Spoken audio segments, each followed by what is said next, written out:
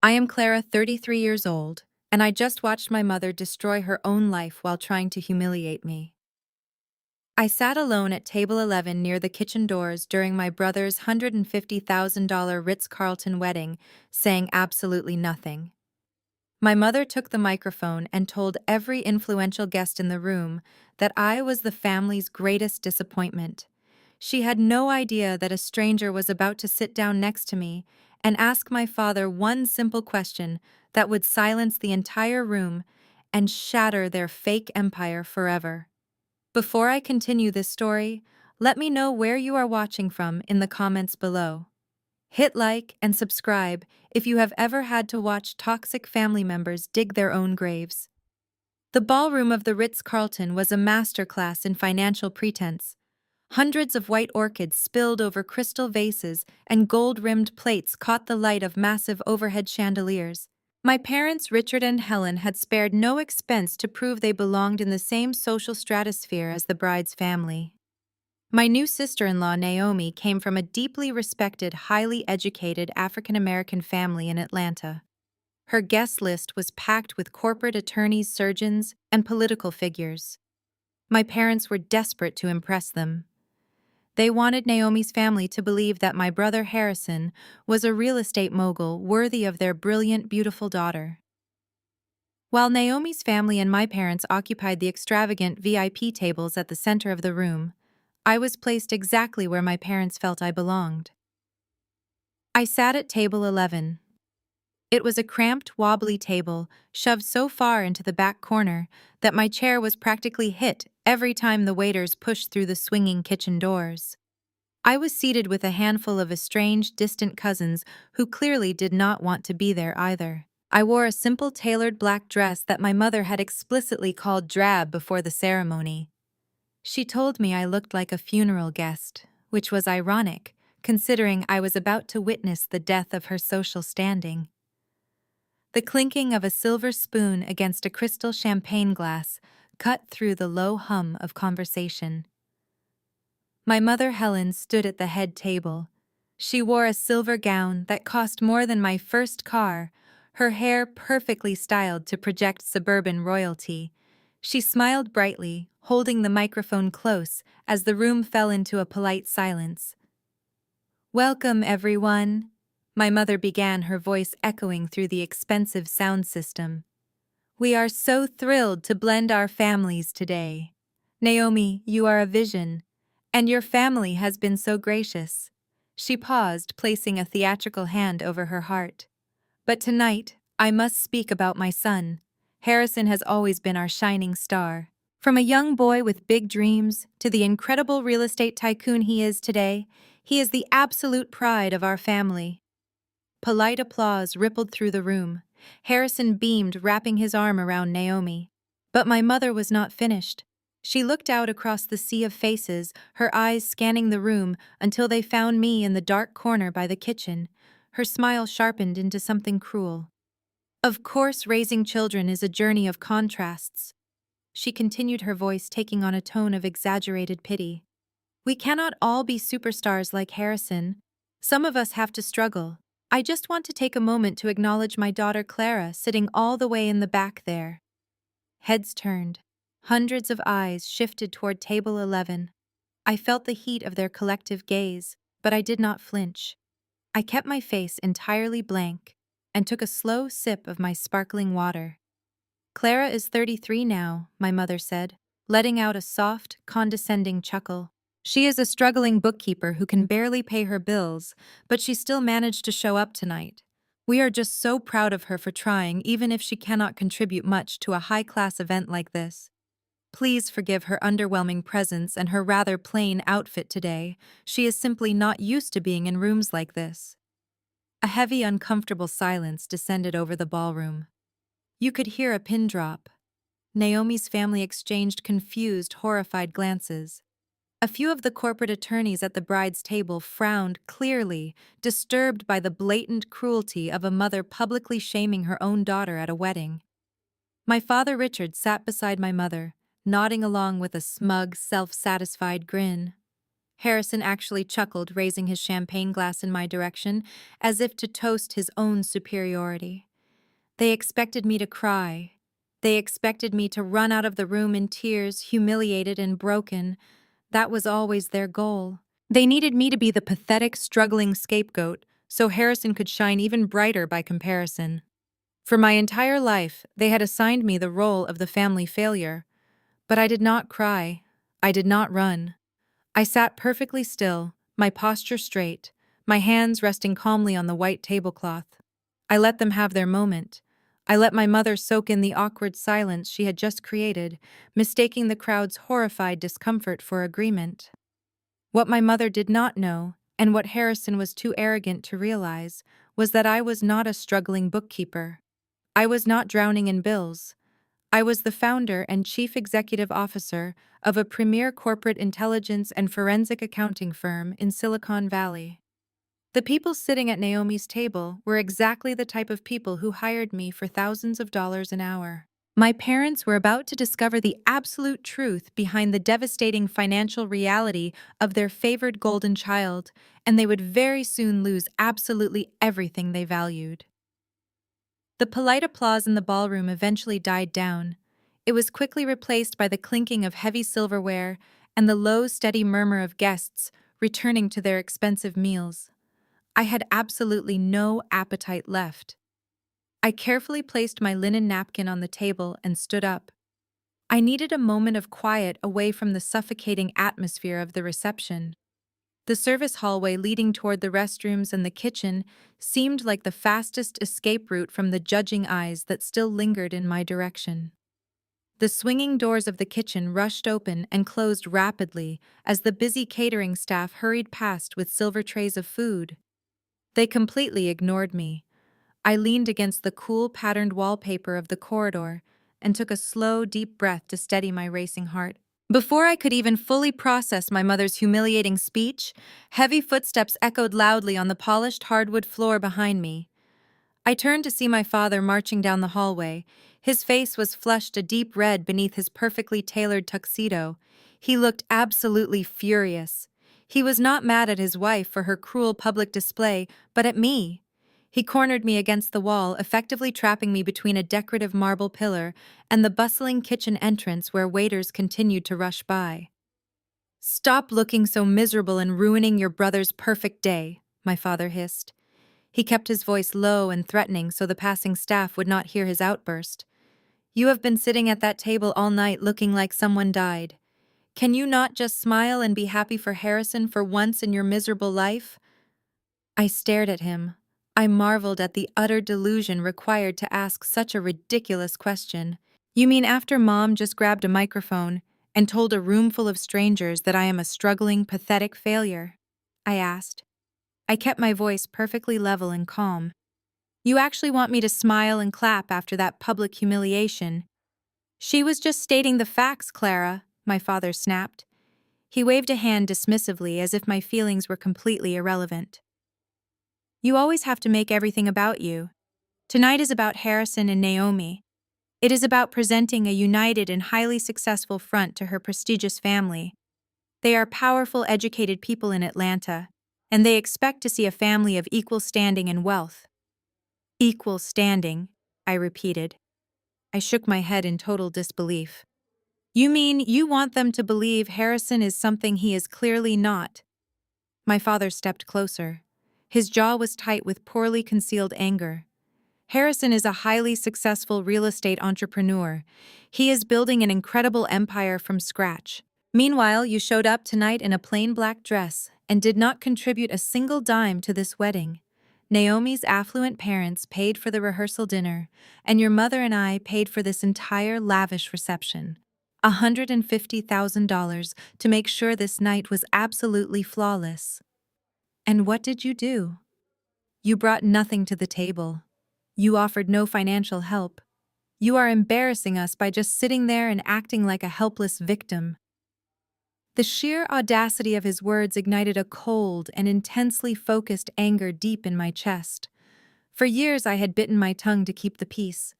I had let them build their golden child up while tearing me down, because I knew the truth would eventually catch up to them. But standing in that narrow hallway, listening to him brag about funding a wedding built on a massive mountain of lies, I finally reached my absolute limit. I did not contribute, Dad, because I do not take out predatory loans to buy fake prestige, I fired back. My voice sliced sharply through the chaotic noise of the kitchen doors. My father froze completely. His eyes widened slightly. A sudden flash of genuine panic crossed his aging face before he quickly masked it with familiar outrage. "What are you talking about?" he demanded. His voice dropped to a harsh, nervous whisper. "You think I do not know how things work?" I continued. I stepped forward, so he was the one forced to lean back against the wall. "You think I am just a clueless, struggling bookkeeper who does not understand basic high-level finance? $150,000 does not just magically appear in your checking account, Dad. Not when you and Mom have been living way beyond your means for a decade just to keep up appearances at the country club. I know for a fact you do not have that kind of liquid cash sitting around waiting to be spent." "Keep your voice down right now," he ordered. He glanced nervously toward the brightly lit ballroom entrance. "You are speaking absolute nonsense. We saved for this wedding. We invested our money wisely over the years." I let out a short and entirely humorless laugh that made him flinch. "Saved for it, right. Just like you supposedly saved for Harrison's first luxury sports car." "Do you really want to talk about financial contributions right now? Because we can talk about the ugly past if you want. We can talk about how 15 years ago you and Mom drained my entire college savings account to buy Harrison that Porsche because he claimed he needed to look successful for his wealthy fraternity friends. You told the entire extended family I failed my college entrance exams, so you would have a convenient excuse not to pay my university tuition." "That was completely different," my father stammered. His face turned a darker mottled shade of red. "Harrison needed a reliable, impressive vehicle for business networking. You were going to a cheap state school anyway. You did not need that kind of money. It was a crucial investment in his future success." "And look what a remarkably great investment it turned out to be," I replied. My tone dripped with heavy sarcasm. "You sacrificed my higher education to buy him a sports car, and I still ended up paying my own way through school by working 3 grueling jobs. I built my entire career from the ground up without a single dollar from you. So do not stand here and lecture me about contributing to this family's wealth. You and Mom made your choice a long time ago. You chose your golden child and threw me to the wolves." My father sneered. He tried desperately to regain his lost position of authority. "And we made the right choice. Look at him out there. He is marrying into a phenomenal, influential family. He is managing massive commercial properties across the state. He is a winner, Clara. And you are just bitter and jealous. You have always been jealous of his success because you are stuck crunching numbers in a boring cubicle. If you had an ounce of his drive and ambition, maybe you would not be sitting at table 11 tonight with the forgotten relatives." The absolute blindness of his arrogance was almost funny to witness. He was so incredibly desperate to believe in Harrison's fake empire that he was willing to insult the one person who actually knew the devastating truth. "I am not jealous, Dad," I said calmly. I looked him dead in the eye without blinking. "I am actually terrified for you, because you have staked your entire financial future and your whole fragile identity on a son who is nothing but a walking liability. You think Naomi's brilliant family is going to respect you when they find out the actual truth? You think throwing a lavish, expensive party covers up the undeniable fact that Harrison's business is a complete and utter house of cards waiting to collapse? Do not you dare speak about your brother's business like that," my father growled. He pointed a trembling finger directly at my face. "You know absolutely nothing about real estate or commercial development. You have no idea how the real corporate world works." I smiled. It was a slow, chilling smile that made my father slowly drop his pointing hand. "Oh, I know exactly how the real corporate world works," I whispered. I stepped away from him. "Better than you could ever possibly comprehend." I turned away from him and brushed past his rigid shoulder to head back toward the ballroom. My father called after me. He demanded I come back and apologize. I completely ignored him. The tense confrontation in the hallway had only confirmed what I already knew deep down. They were unteachable, unreachable, and entirely consumed by their own toxic vanity. They had bought a first-class ticket on a rapidly sinking ship. They were far too busy admiring the expensive upholstery to notice the freezing water pouring in around their ankles. As I stepped back into the glowing light of the reception, I felt a renewed sense of purpose. I was not going to hide in the corner anymore. I walked back to my seat at table 11 with my head held high. I smoothed my dress and took my place among the estranged relatives who were busy whispering about my mother's speech. The stage was set, the players were in their positions, and I knew that the fragile illusion my parents had sacrificed me to build was living on borrowed time. The truth was coming, and it was going to be absolutely merciless. My father froze completely. His eyes widened slightly. A sudden flash of genuine panic crossed his aging face before he quickly masked it with familiar outrage. The bustling kitchen doors behind us swung open, a waiter rushing past with a tray of cleared plates, but neither of us broke eye contact. The heavy silence between us was loud enough to drown out the wedding band playing in the main ballroom. "What are you talking about?" he demanded. His voice dropped to a harsh, nervous whisper. He glanced quickly over his shoulder to ensure none of the passing staff or guests had overheard my comment. "You think I do not know how things work?" I continued.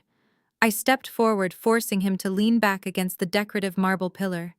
"You think I am just a clueless, struggling bookkeeper who does not understand basic high-level finance? $150,000 does not just magically appear in your checking account, Dad.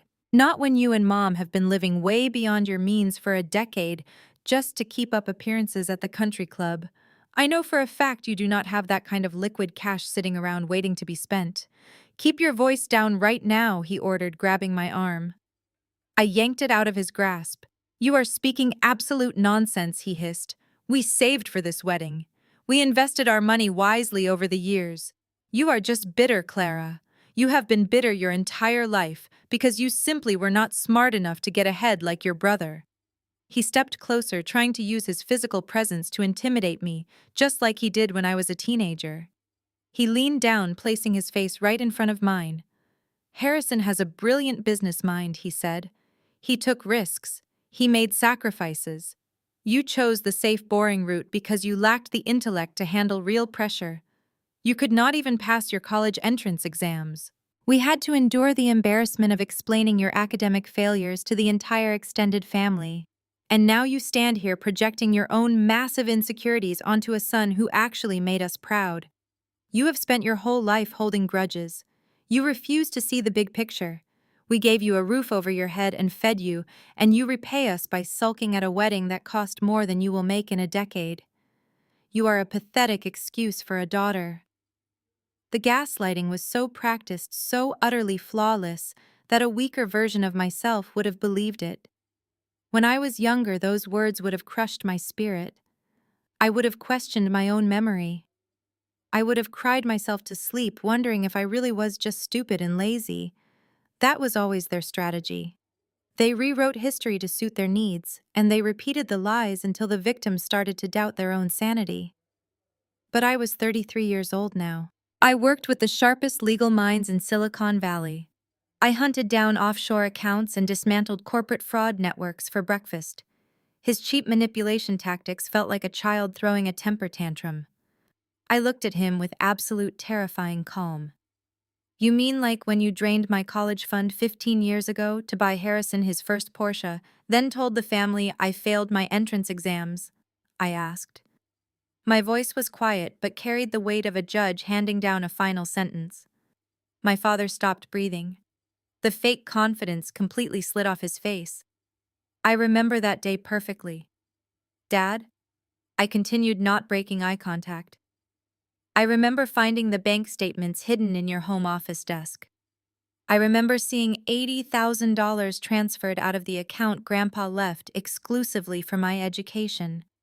You sent it straight to a luxury car dealership in Miami. Harrison needed to look the part of a successful fraternity boy to impress his wealthy friends, and you decided my future was the easiest thing to sacrifice. So you crafted a pathetic lie about my test scores to cover your own financial theft. I smoothed the fabric of my dress, feeling entirely unbothered by his mounting panic.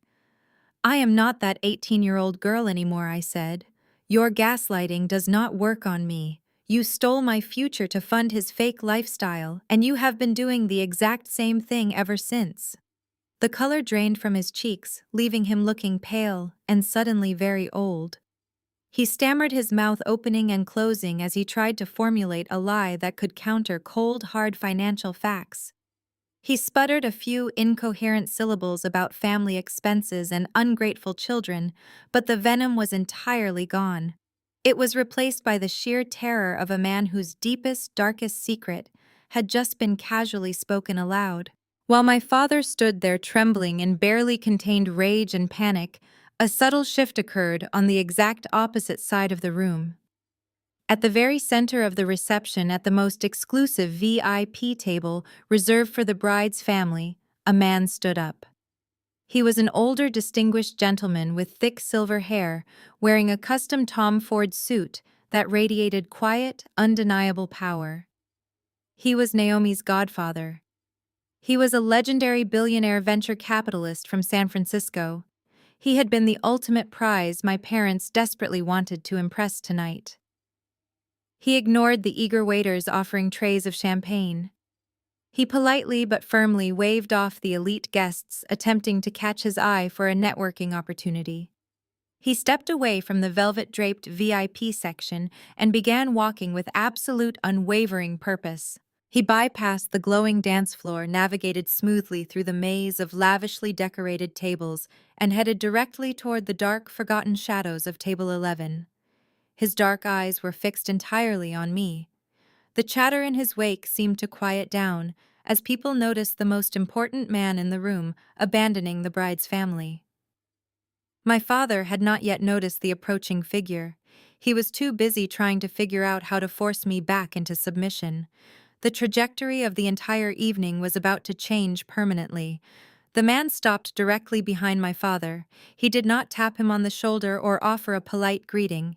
He simply stood there with an aura of immense gravity until my father finally sensed the shift in the air and turned around.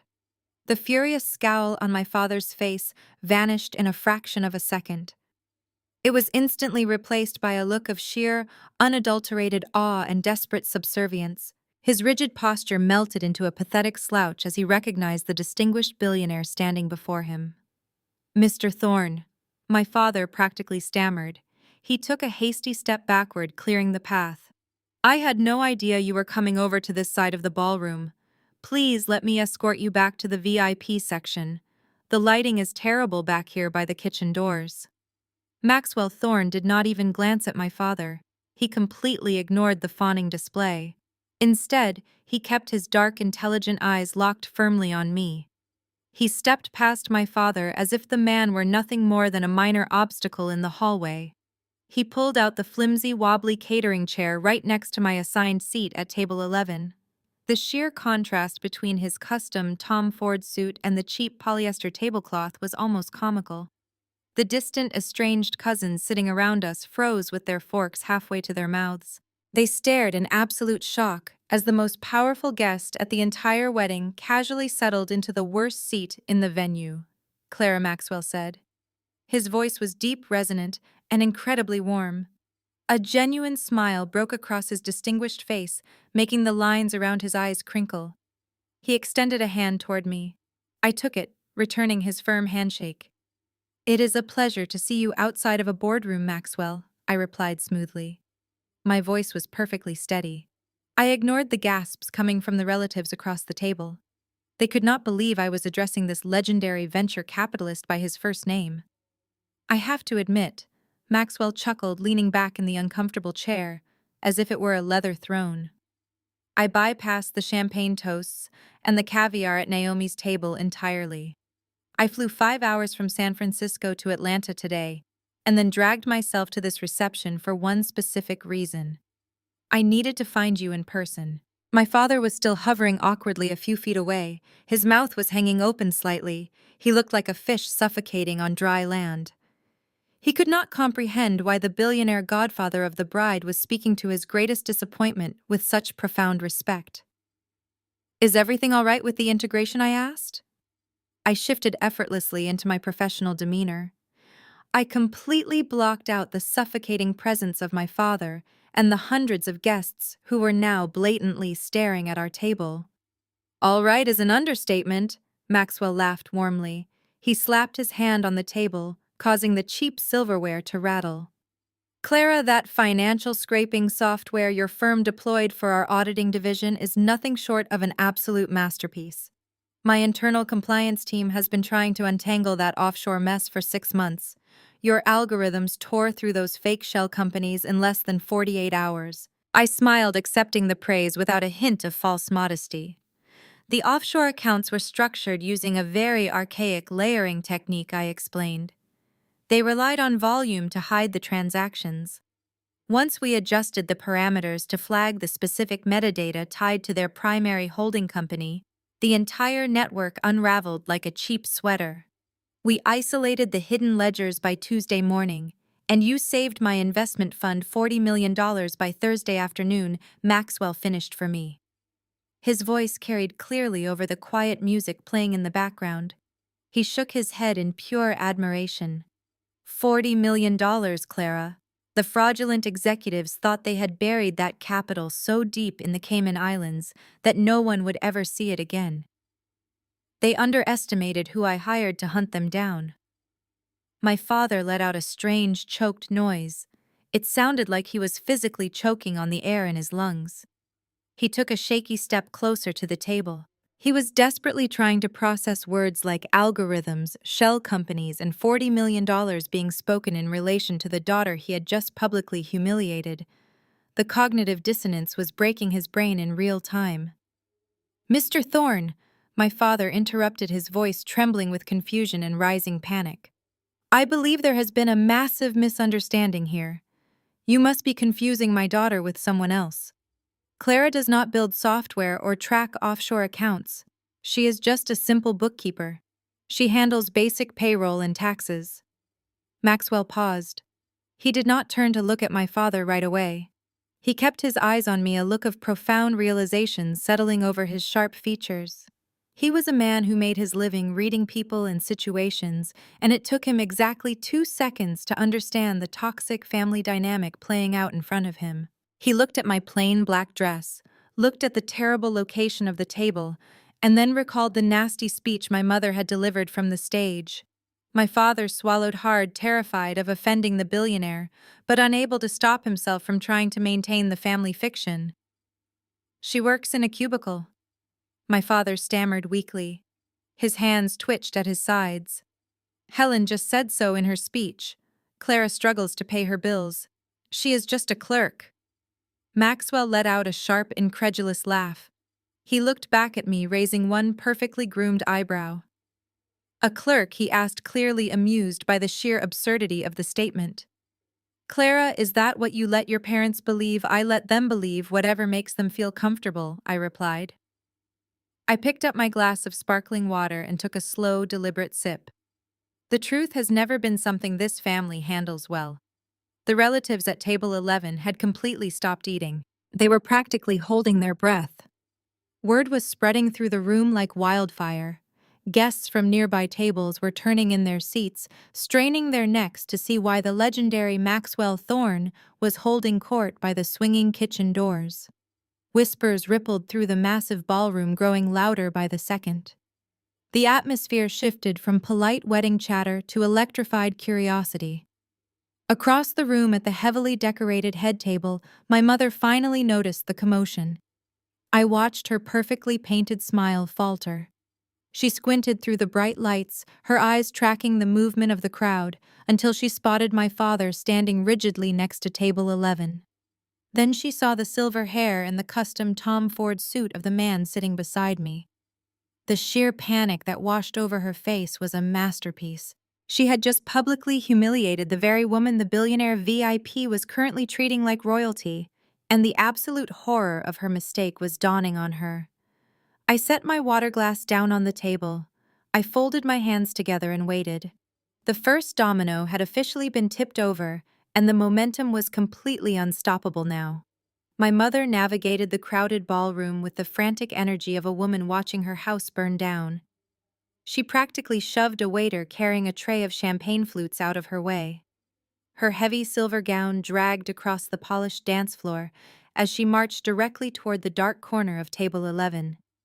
She was smiling, but it was a terrifying, stretched expression that did not reach her eyes. She moved with a singular, desperate focus. She had to protect the illusion. She had to separate the billionaire from the family disappointment. Richard was still standing next to my chair, completely paralyzed by the revelation of the $40 million. He looked at his wife with wide, terrified eyes as she approached. He offered no help. He was entirely out of his depth. Helen arrived breathless. She did not even acknowledge my existence at first. She wedged herself awkwardly between the edge of my wobbly table and the kitchen door, placing her body physically in front of me to block Maxwell Thorne's view of my plain black dress. "Mr. Thorne," my mother gasped.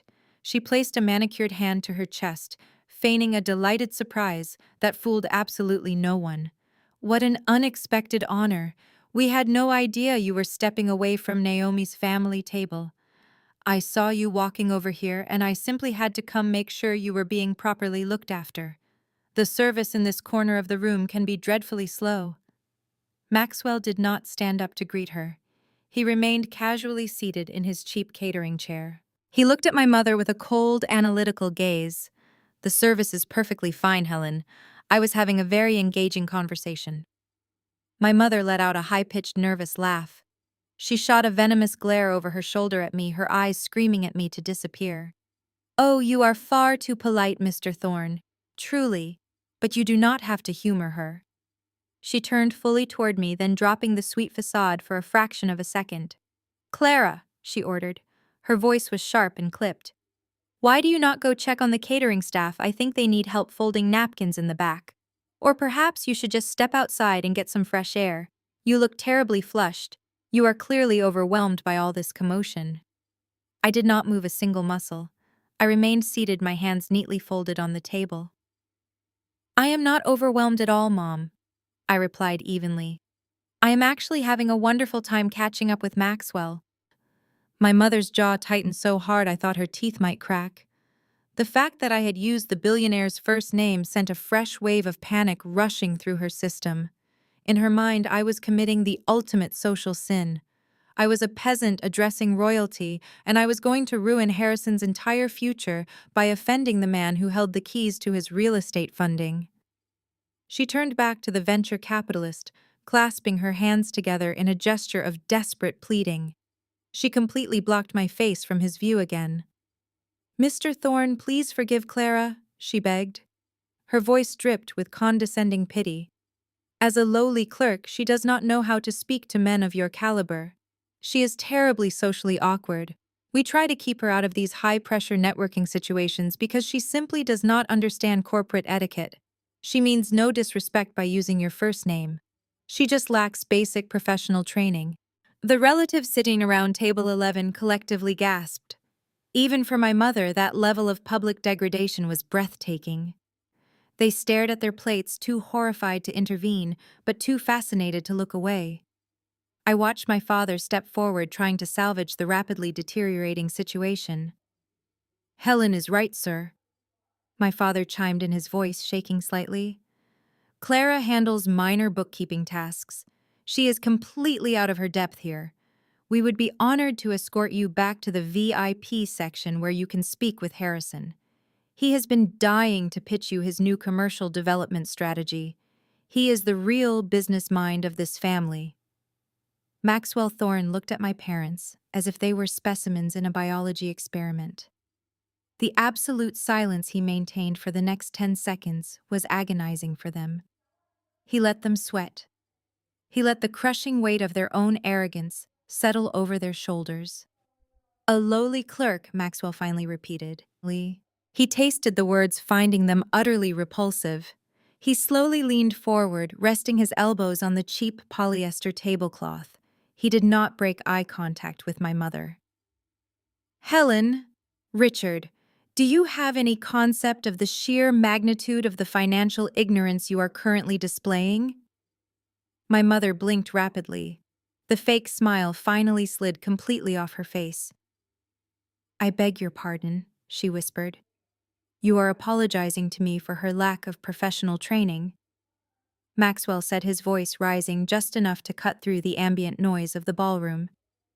You are trying to protect me from her supposed social awkwardness. You are standing here in rented tuxedos and expensive gowns paid for by debt, trying to diminish one of the most brilliant financial architects in Silicon Valley. My mother took a shaky step backward, bumping into a passing waiter. She gripped my father's arm for support. Silicon Valley, she echoed hollowly. I do not speak to Clara because I am humoring her, Helen. Maxwell continued, his tone turning dangerously sharp. I speak to Clara because when she talks, my entire board of directors shuts up and listens. I speak to her because she is the chief executive officer of a firm that dictates whether companies live or die. She does not fold napkins. She does not do basic payroll. She audits billionaires, and she is exceptionally good at her job. The color entirely vanished from my mother's face. She looked at me, then at Maxwell, then back at me. Her mind aggressively rejected the information. It contradicted 33 years of carefully constructed family mythology. If I was a highly successful CEO, then her entire narrative was a lie. If I was not the struggling failure, then she could not use me to prop up Harrison's ego. No, my mother blurted out. The word escaped her lips before she could stop it. No, that is impossible. She lives in a small apartment. She drives a regular car. She never asks us for money because she is too proud to admit she is failing.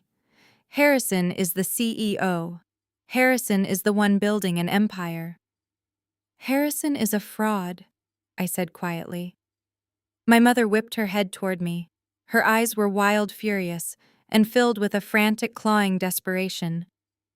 Do not you dare speak about your brother that way, she hissed, completely forgetting the billionaire sitting right next to me. You are making this up. You hired this man to come here and pretend you are important because you could not stand the fact that Harrison is marrying into a better family than you ever will. Maxwell Thorne actually laughed at that. It was a harsh, booming sound that echoed off the marble pillars. She thinks you hired me, he said to me, shaking his head in absolute disbelief. Clara, your parents are living in an alternate reality. They prefer it there, I replied, keeping my voice steady and completely devoid of emotion. It is much cheaper than facing the actual numbers. My father aggressively pulled my mother back, terrified that her outburst had just alienated the very investor Harrison needed to survive. Mr. Thorne, please excuse my wife, he pleaded, sweating profusely now. Emotions are running high. It is a very stressful day. We just want to make sure you are comfortable. I am perfectly comfortable, Maxwell stated, his voice turning to ice. But I suspect you two are about to be very uncomfortable, because I did not just come here to praise Clara. I came here because Clara's firm just finished a comprehensive blind forensic audit on a prospective real estate investment my fund was considering, an investment pitched by a man named Harrison. My parents stopped moving entirely. The panic that had been simmering just below the surface finally broke through. They stood paralyzed by the kitchen doors, trapped in the harsh, unforgiving light of the truth, waiting for the devastating blow they had spent over a decade trying to outrun. The devastating blow they had spent over a decade trying to outrun was finally here. Maxwell Thorne did not let them breathe. His warm, engaging smile, the one he had freely shared with me just moments ago, completely vanished. The transformation was instant and chilling. The genial wedding guest was replaced by the ruthless billionaire venture capitalist who routinely dismantled corporate boards for sport. He slowly pushed his cheap catering chair back, the metal legs scraping harshly against the floor, and stood up to his full, imposing height. He towered over my father. He stepped right into my father's personal space, forcing Richard to crane his neck upward. The ambient noise of the ballroom seemed to fade into a dull, distant hum. Maxwell locked his dark, unyielding eyes directly onto my father's terrified face. The silence stretched tight and dangerous before Maxwell delivered the crushing line. Sir, Maxwell said, his voice dropping an octave, resonating with absolute authority.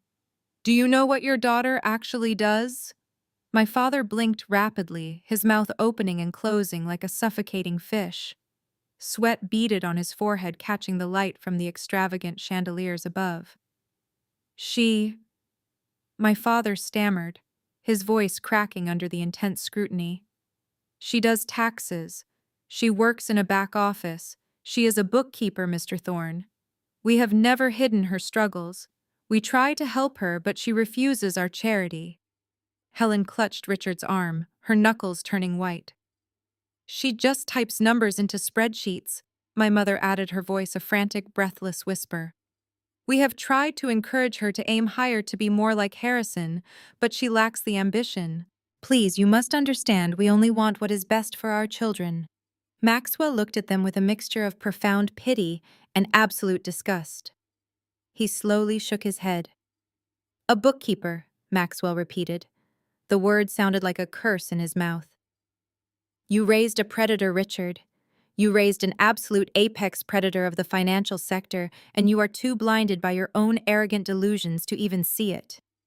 He gestured toward me with open respect. Clara is not a clerk. She does not type numbers into spreadsheets for local businesses. She is the founder and chief executive officer of Vanguard Intelligence, the premier corporate investigation firm in Silicon Valley. She is a master forensic accountant.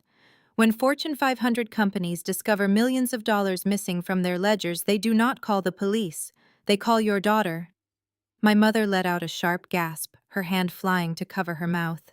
The heavy silver jewelry around her neck clattered against her chest as she took a staggering step backward.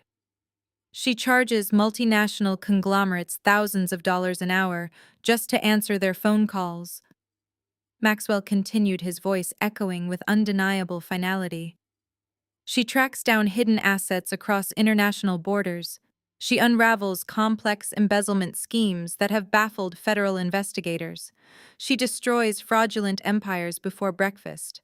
She is quite literally one of the most feared and respected financial minds on the West Coast. My father stared at me. He looked at my simple, tailored black dress, the one my mother had mocked just an hour prior. He looked at my unadorned hands, my lack of flashy jewelry, my quiet demeanor. He was desperately searching for the struggling failure he had projected onto me for 33 years. He could not find her. The woman sitting at table 11 was a titan, and the realization was physically breaking him. Thousands of dollars an hour, my father whispered. The sheer magnitude of the number short-circuited his brain. His entire identity was built on wealth, on projecting an image of financial superiority. To discover that the daughter he treated like a peasant was vastly wealthier and more powerful than he could ever dream of being was a fatal blow to his ego. But she lives in a tiny apartment, my mother protested weakly, her voice trembling with rising hysteria. She drives a sensible sedan. Harrison has a mansion. Harrison wears Rolex watches. He is the successful one. You are lying. You have to be lying. Clara lives quietly because she deals with highly sensitive, classified corporate intelligence. Maxwell fired back, shutting down my mother's frantic denial. She does not need to flaunt her wealth with leased luxury cars and mortgaged mansions because her wealth is actually real. Unlike the pathetic, crumbling facade you call a son. My mother swayed on her expensive heels, looking like she might faint. The heavy realization that she had just alienated a daughter with endless resources was sinking in. She had spent the entire evening trying to secure Naomi's family wealth by association, completely blind to the fact that her own flesh and blood held infinitely more power. She had shoved me next to the swinging kitchen doors, isolating me from the wealthy elite, while I was literally the person those same elite individuals begged for financial salvation. I remained perfectly still in my chair, watching my parents' entire universe implode. For 15 years they had sacrificed my well-being to inflate Harrison's fragile ego. They had stolen my college fund, gaslit me, publicly humiliated me, and assigned me the permanent role of the family loser. They had done it all to convince themselves they were elite, successful parents raising a golden child. You put her at a table by the kitchen, Maxwell stated, his voice laced with cold fury. He looked at the wobbly table, the cheap centerpiece, the distant relatives staring in shock. You took the microphone in a room full of influential people and called a Silicon Valley CEO a struggling disappointment. You humiliated a woman who could buy and sell this entire hotel without checking her bank balance. The sheer staggering ignorance of your behavior is something I will remember for the rest of my life. My father raised his hands in a defensive, placating gesture. Mr. Thorne, please. If Clara is truly this successful, why did she not tell us? Why did she hide it? If we had known, we would have treated her differently. We would have given her the respect she deserves. That is exactly why she hid it, Maxwell sneered, hitting the absolute core of the issue. Because your respect is conditional. Because you only value people based on their net worth. Clara knew you would only love her if she could fund your superficial lifestyle. She protected her peace and her assets from a family of leeches. The harsh truth slapped my parents across the face. They had no defense. There was no possible way to spin this interaction to make themselves look like the victims. They were completely exposed. Their golden child was a fraud, their scapegoat was a millionaire, and the billionaire they worshipped was thoroughly disgusted by their existence. The air around table 11 felt highly charged, crackling with the electricity of a massive, long overdue reckoning. I finally picked up my napkin and wiped a non-existent speck of dust from my hands. I was done letting Maxwell speak for me. It was time for me to take the reins and deliver the fatal financial autopsy of my brother's fake empire. The air around table 11 felt highly charged, crackling with the electricity of a massive and long overdue reckoning. My father Richard was physically shaking. The realization of my actual wealth had hit him like a freight train, but his narcissistic brain immediately deployed its deepest defense mechanisms. He simply could not accept that the scapegoat of the family had won the ultimate game of life. He had to tear me down to protect his own fragile ego and to safeguard his golden child's fictional status. My father puffed out his chest, desperately trying to regain his footing in front of the billionaire. He addressed Maxwell Thorne directly, forcing a dismissive scoff from his throat. She is just a hired consultant. My father argued, his voice dripping with sudden renewed condescension. He waved his hand toward me as if I were nothing more than a minor annoyance. She provides a service for other people's companies. She is basically a glorified freelancer who looks at spreadsheets all day. She does not build anything of her own. She just audits the people who do the actual heavy lifting in the corporate world. My mother Helen eagerly grabbed onto this pathetic lifeline. Her panicked expression smoothed out as she eagerly backed up her husband. She nodded vigorously, her silver gown shimmering under the ballroom lights. Richard is exactly right, she chimed in, her voice regaining that familiar, arrogant lilt. Clara is just a vendor. She is an employee hired to do the dirty work. But Harrison is the real success story here. He is not working for someone else. He owns a real estate empire. My father stood taller, emboldened by my mother's unwavering support. He pointed a finger toward the center of the lavish ballroom, gesturing toward the towering floral arrangements and the pure, unadulterated luxury of the Ritz-Carlton. Look around you, Mr. Thorne, my father declared proudly. This wedding is a testament to my son's incredible portfolio. Harrison holds tangible assets. He owns massive commercial properties and sprawling developments across the entire state. He is building something permanent, something that carries our family name into the future. A hired consultant could never afford to host an event of this magnitude. Clara just looks at other people's money. Harrison creates his own wealth. I sat there listening to their desperate, pathetic rationalizations. The delusion was so deeply ingrained in their DNA that they would rather look like absolute fools in front of a legendary venture capitalist than admit they were wrong about their precious golden child. They were willing to insult my multi-million-dollar corporate intelligence firm just to keep Harrison on his unearned pedestal. They truly believed that buying flashy things on credit was the ultimate indicator of success. I finally set my water glass down on the table. The condensation left a small wet ring on the cheap polyester cloth. I folded my hands together and looked up at my father, My voice dripped with absolute ice. An empire. Dad, do you have any idea whose money built that empire? My father sneered, his face twisting into an ugly mask of superiority. Do not be jealous, Clara, he snapped. Harrison secured high-level investors because of his exceptional charisma and his brilliant business acumen. People trust him. Banks trust him. He knows how to leverage capital to create massive equity. You would not understand the complexities of commercial real estate development because you are too busy hiding behind a computer screen. I leaned forward in my flimsy catering chair. I did not raise my voice, but the sheer chilling authority in my tone made the relatives sitting at our table physically recoil.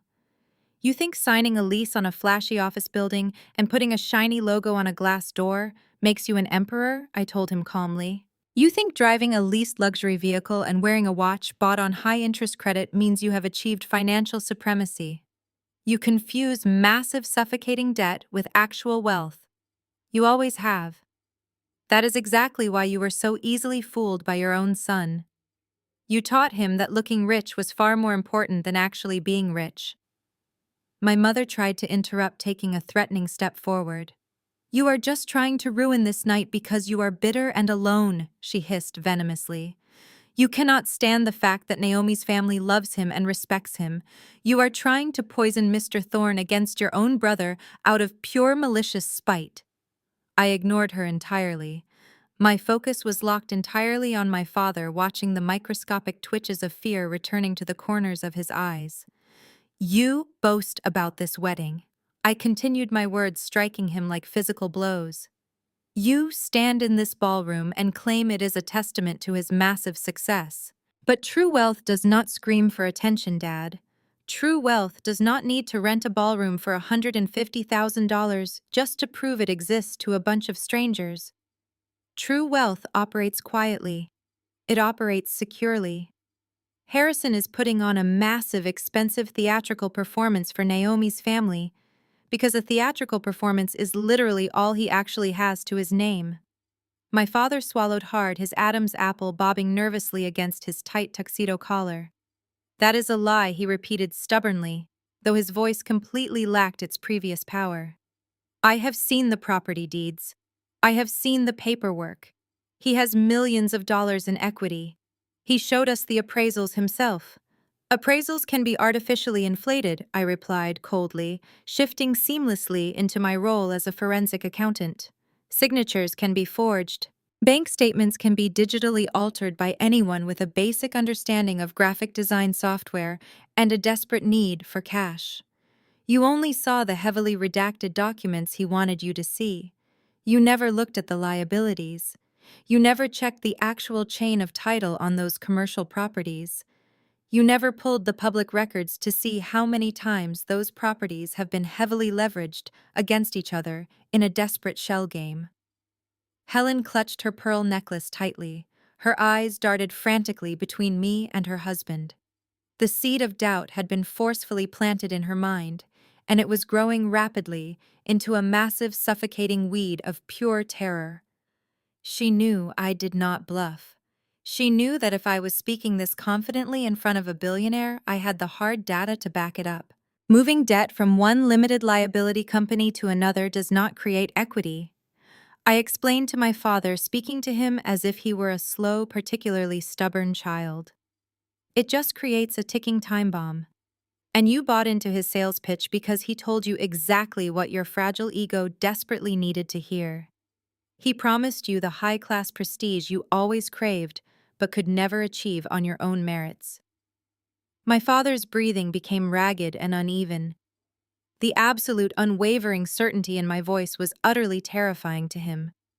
The fact that Maxwell Thorne was sitting right beside me, silently validating every single word I said, with his predatory gaze stripped away my father's last remaining shred of false confidence. "This is a lie," my mother whispered again, her voice cracking as she leaned heavily against my father's arm. "You are just trying to hurt him. You are trying to destroy his special day." "I am trying to wake you up," I stated, my voice completely devoid of any sympathy or familial warmth. "But I know that is impossible. You would much rather drown in his comforting lies than swim in my brutal truth." The standoff at table 11 had reached its absolute breaking point. I had cornered them with reality, and their fragile fake empire was teetering dangerously on the edge of the abyss. The tension was so thick it was practically suffocating, setting the perfect stage for the Golden Child himself to finally make his grand, disastrous entrance. Right on cue, the Golden Child himself carved a path through the crowded ballroom. Harrison moved with the practiced, arrogant swagger of a man who firmly believed he owned the entire building. He had temporarily abandoned his beautiful bride Naomi at the center of the dance floor to investigate the obvious disturbance ruining his meticulously curated aesthetic. I watched him approach, analyzing his body language with the same clinical detachment I used to dissect fraudulent tax returns. Harrison was 35 years old, but tonight he was trying desperately to project the gravitas of a seasoned billionaire. His custom tuxedo was sharply tailored, his hair perfectly coiffed, and his teeth gleamed with expensive veneers paid for by maxed-out credit cards. He wore a heavy, ostentatious gold watch on his left wrist, a classic distraction tactic used by men who had absolutely nothing of actual value in their bank accounts. He flashed brilliant hollow smiles at the passing guests, playing the role of the gracious host.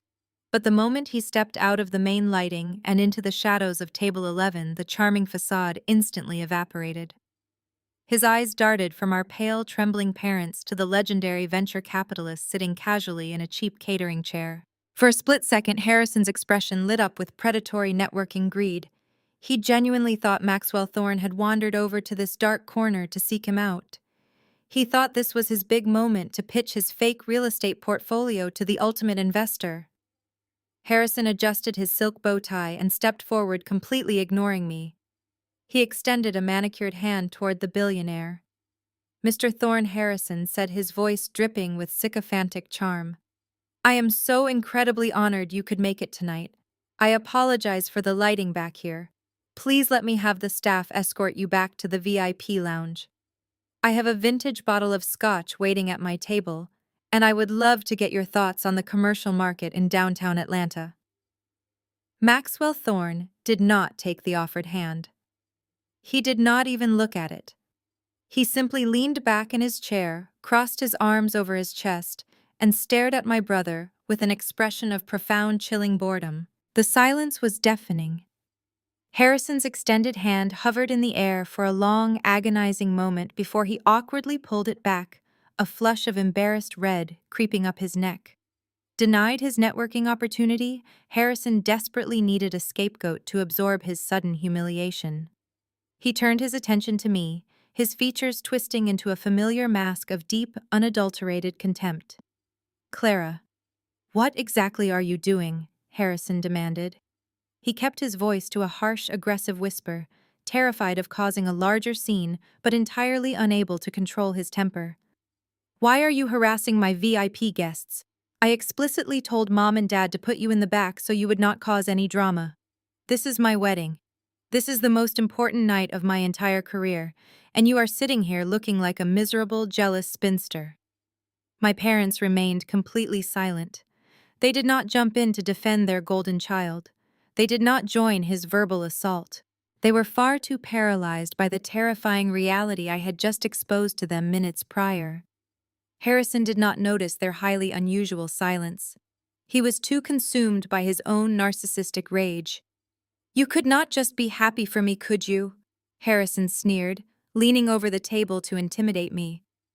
"You could not handle the fact that I am marrying a brilliant, successful attorney from a wealthy family while you are still pushing pencils in a miserable cubicle. You have to try and poison my professional contacts because you have absolutely zero ambition of your own. You are pathetic, Clara. You have always been pathetic." I did not flinch. I did not raise my voice. I sat perfectly still, observing the frantic pulse beating visibly in his neck. "You are sweating, Harrison," I noted calmly. My voice was smooth and detached. "It is 70 degrees in this ballroom, but you are sweating through your expensive silk shirt. Is it the pressure of the wedding, or is it the crushing weight of the $5 million in commercial debt you are currently hiding from your new wife?" Harrison visibly recoiled as if I had physically struck him across the face. The red flush on his neck vanished, replaced by a sickly, ashen pallor. He looked wildly at our parents, silently demanding they shut me down, but Richard and Helen simply stared at the floor, completely broken. "Shut your mouth," Harrison hissed. Spittle flew from his lips. "You are completely insane. You are making up insane, jealous lies because you are a failure. I am not going to let you ruin my life with your psychotic delusions." He snapped his fingers sharply in the air. He turned and caught the eye of a massive, broad-shouldered security guard stationed near the swinging kitchen doors. The guard immediately marched over, his face stern and professional. Officer Harrison commanded, his voice dripping with false, arrogant authority. "This woman is a disgruntled, estranged relative. She is heavily intoxicated and she is harassing my highly respected guests. I want her escorted off the premises immediately. If she resists, call the local police and have her arrested for trespassing. Get her out of my sight right now."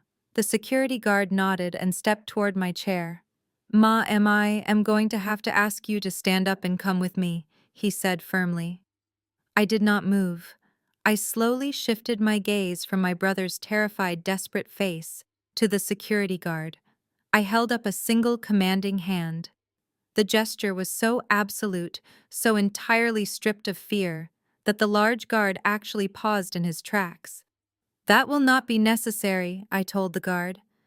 My voice resonated with the undeniable authority of a woman who routinely directed federal agents. "I am not leaving this table until I finish delivering my wedding gift to the groom." Before Harrison could shout another frantic order, I reached down to the floor beside my chair. I picked up my sleek, custom leather briefcase. I placed it squarely on the center of the cheap polyester tablecloth. The heavy thud of the leather against the wood echoed loudly. I snapped the twin brass locks open. The sharp metallic clicks sounded like a gun being cocked in a quiet room. Harrison watched my hands, his breathing turning shallow and erratic. He had expected me to cry. He had expected me to beg, or to run away in shame just like I did when we were teenagers. He had no idea how to process the absolute terrifying steel in my posture. I reached into the briefcase and pulled out a thick, heavy stack of pristine legal documents. They were bound perfectly in heavy-duty financial folders. Across the front of every single page, stamped in bold, unmissable red ink, were the words, "Confidential Forensic Audit." I dropped the massive stack directly in front of Harrison. The papers slapped against the table, carrying the physical weight of his impending destruction. "You wanted to talk about my career, Harrison," I said smoothly. "Let us talk about it, because you are absolutely right. I do look at spreadsheets all day, and your spreadsheets happen to be the most fascinating fiction I have read in my entire life." Harrison stared at the thick red stamp on the cover of the top folder. The word confidential seemed to glow under the harsh lighting of the service hallway. He reached out with a trembling hand, then pulled it back quickly, as if the paper itself might burn him. He looked up at me, his arrogant mask slipping to reveal the terrified little boy hiding underneath. He tried to force a laugh, but the sound came out wet and choked. "What is this garbage?" he asked, his voice shaking. "Did you print out some fake documents to try and impress Mr. Thorne?" "I did not print fake documents, Harrison," I replied. I tapped my manicured fingernail against the heavy cardstock. "I printed your actual financial reality. I have been quietly tracking your so-called real estate empire for the past 2 months. My firm specializes in finding things that desperate people try very hard to bury. And you, my dear brother, have been frantically burying a mountain of toxic waste. You told Naomi and her wealthy family that you own premium commercial properties across the state," I continued. My voice was loud enough for the nearby relatives to hear every single syllable. "You told our parents that you are building generational wealth, but you do not own a single brick of profitable real estate. What you own is a vast interconnected web of limited liability companies that exist for one sole purpose. You use them to play a high-stakes shell game with massive amounts of corporate debt." "That is an absolute lie," Harrison spat. His face was losing its color rapidly. I have a diverse portfolio. I leverage assets. That is how real estate works. You would not understand because you do not have the stomach for big business.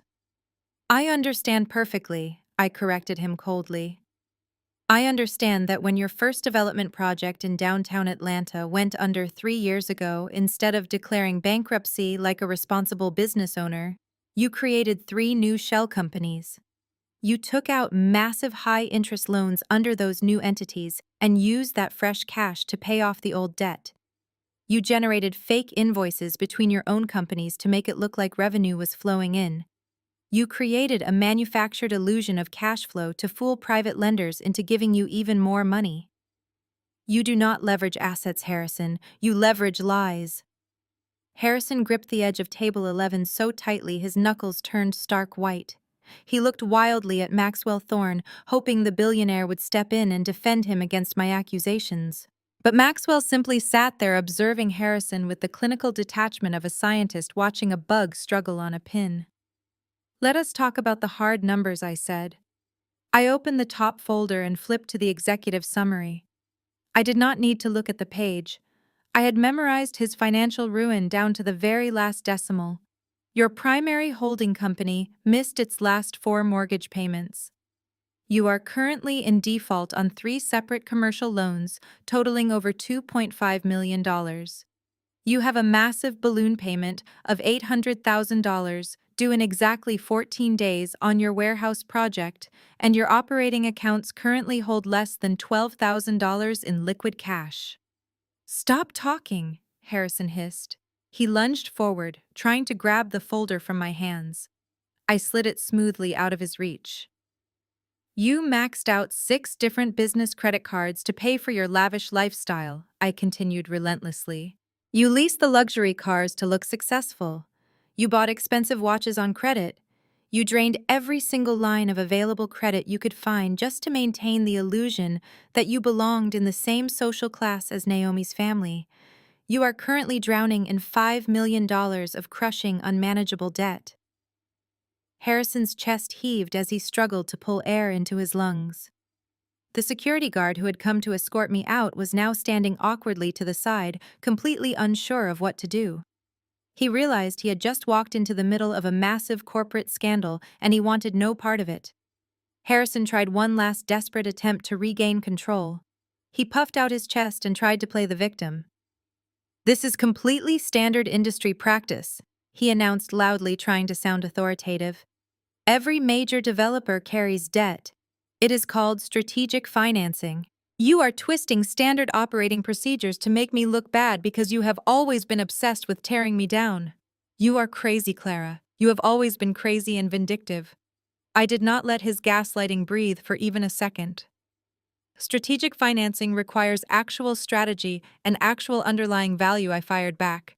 Your properties were appraised using fraudulent documentation. You submitted fake tenant lease agreements to the banks to artificially inflate the value of your commercial buildings. That is not standard industry practice, Harrison. That is deliberate, structured, and highly illegal fraud. You lied on federal loan applications. You lied to private investors.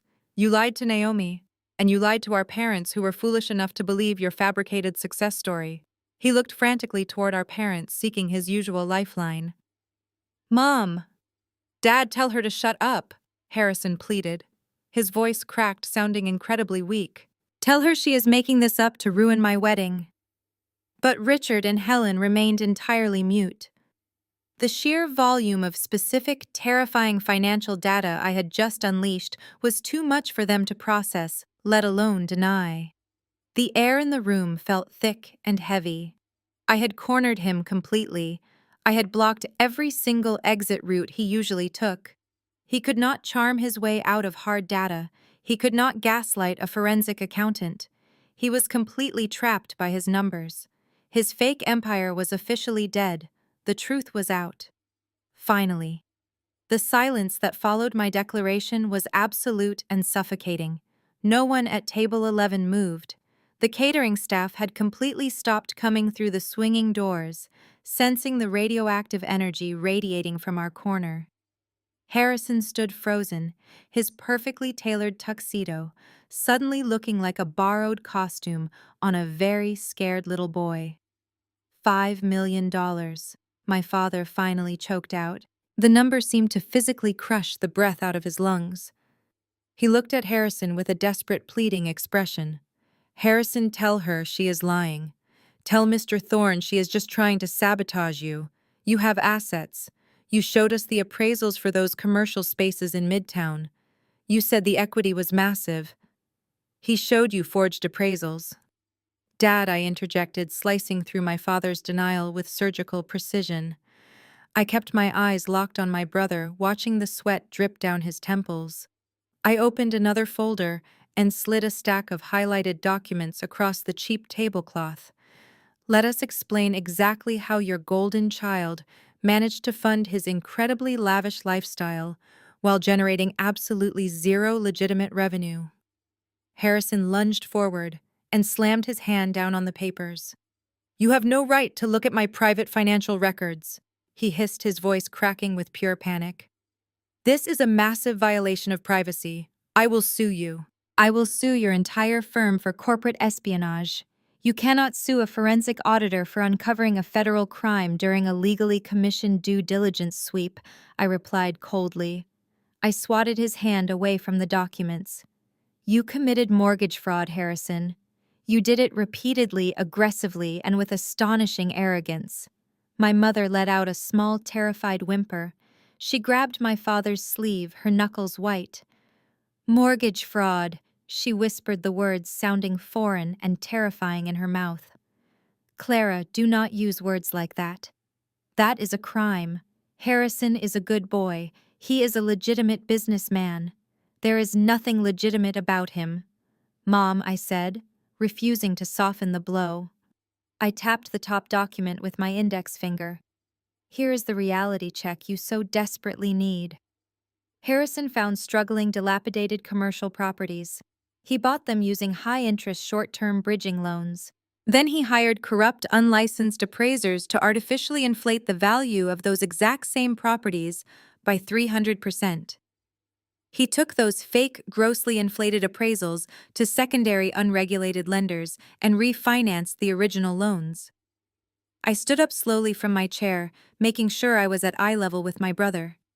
I wanted him to feel the full, crushing weight of his own arrogance collapsing on top of him. I needed my parents to hear every single gritty detail of his deception. He pulled millions of dollars in cash out of those fraudulent refinances, I explained to my horrified parents. He did not use that cash to improve the properties. He did not use it to build a legitimate business infrastructure. You faked tenant occupancy reports. You created phantom businesses to sign fake commercial leases, boosting the apparent operating income of buildings that were actually sitting completely empty and rotting from the inside out. He used all of that stolen cash to fund his extravagant, completely fake lifestyle. I pointed directly at my brother's chest. That cash paid for the leased luxury cars he parks in your driveway. It paid for the designer suits he wears to country club dinners. It paid for the expensive watches he flashes to impress Naomi's affluent family. It paid for the illusion of a golden child. Harrison backed away from the table. His chest was heaving.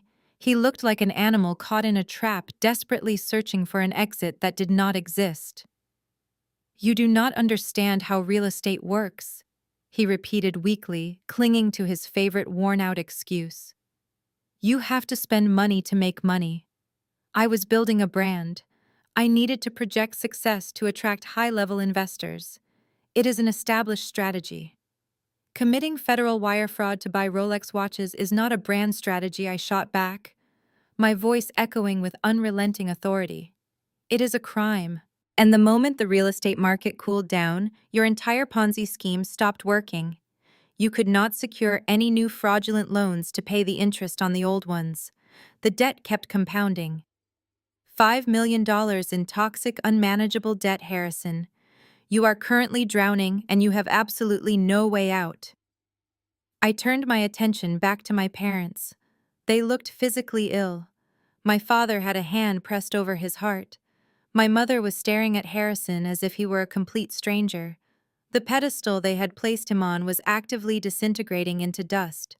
You wanted me to be the disappointment, I told my parents, my voice steady and completely devoid of sympathy. You spent 33 years tearing me down to make yourselves feel better about him. You ignored his obvious financial red flags because you were so incredibly desperate to have a wealthy, successful son to brag about. You enabled his delusion.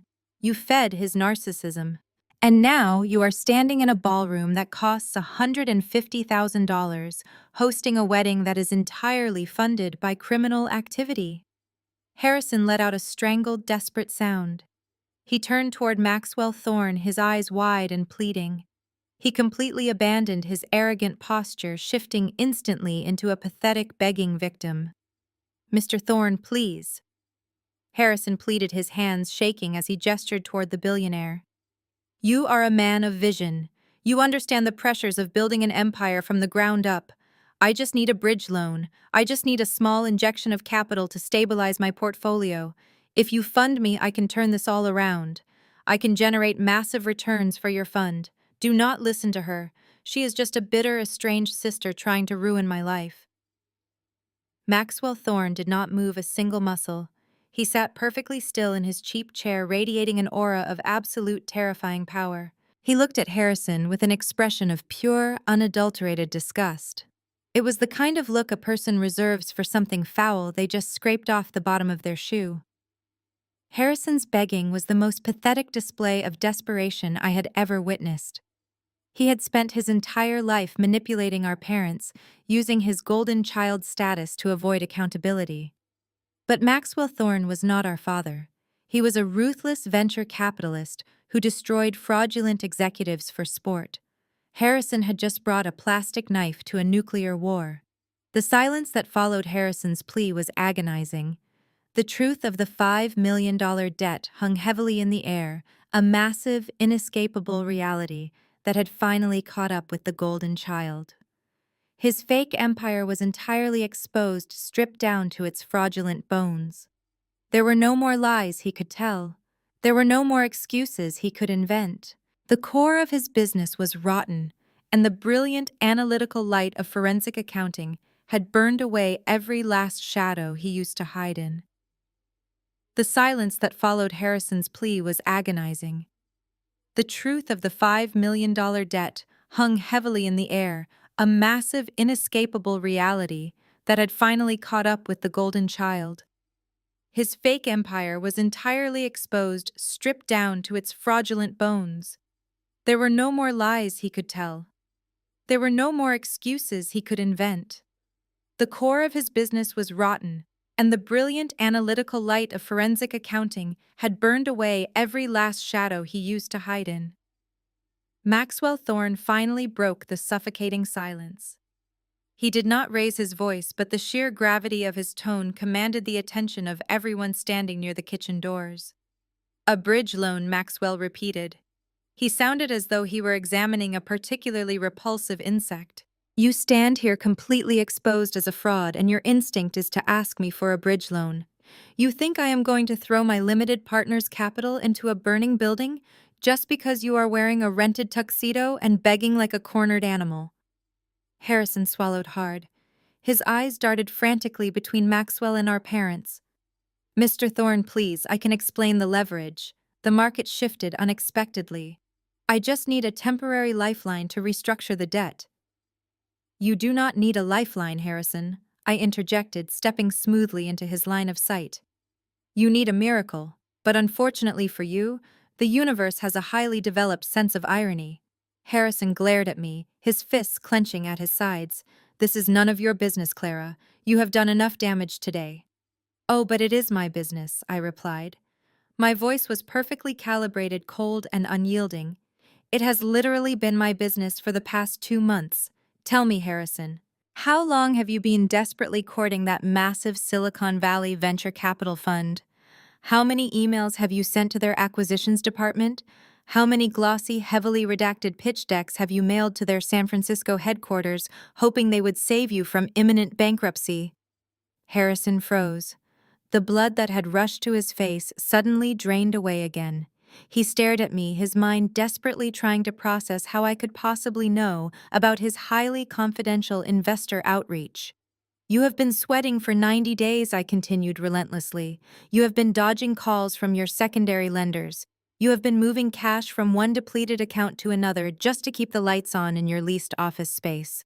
And you put every single one of your eggs into one very specific, very wealthy basket. You were absolutely convinced that if you could just get the executives at Thorn Global Ventures to look at your portfolio, they would cut you a check and save your fake empire. My father let out a sharp gasp. He looked from me to the billionaire sitting in the cheap catering chair. Thorn Global Ventures, my father whispered. His voice was completely hollow. He looked at Maxwell Thorn, the realization hitting him with the force of a physical blow. That is right, Dad, I said, not breaking eye contact with my brother. Harrison thought he was a genius. He thought marrying Naomi would give him the ultimate proximity to her billionaire godfather. He thought he could use this lavish, outrageously expensive wedding as the ultimate networking event to secure his financial salvation. He spent $150,000 he did not have just to put on a theatrical performance for the exact man he was begging for a bailout. Harrison looked like he was going to be physically sick. He swayed on his expensive shoes, reaching out to grip the back of a nearby chair for support. You, Harrison stammered, staring at Maxwell. You are the primary investor. You are the one reviewing my portfolio. I do not review portfolios, Harrison Maxwell stated flatly. I run a multi-billion-dollar fund. I do not waste my time looking at glossy brochures prepared by desperate men in cheap suits. I hire professionals to separate the actual visionaries from the con artists. When your file crossed my desk, I did not look at your name. I looked at the corporate entity. And then I immediately outsourced the due diligence to the most ruthless, efficient corporate intelligence firm on the West Coast. Maxwell gestured casually toward me. I hired Vanguard Intelligence. I ordered a completely blind audit on your shell companies. I had absolutely no idea that the fraudster I was investigating was the brother of the CEO I hired to investigate him. The universe does indeed have a phenomenal sense of irony. My mother let out a small, high-pitched noise of pure distress. She pressed her hands to her cheeks, looking back and forth between me and her golden child.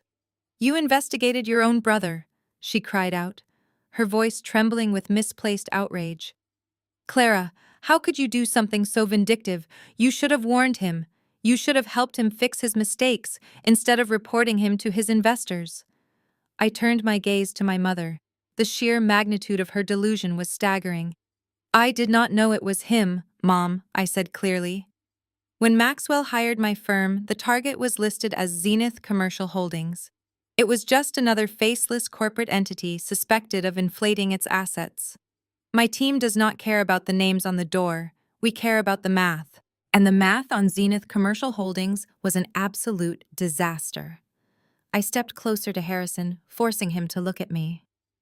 We received your encrypted financial files on a Tuesday morning, I told him, keeping my voice perfectly steady.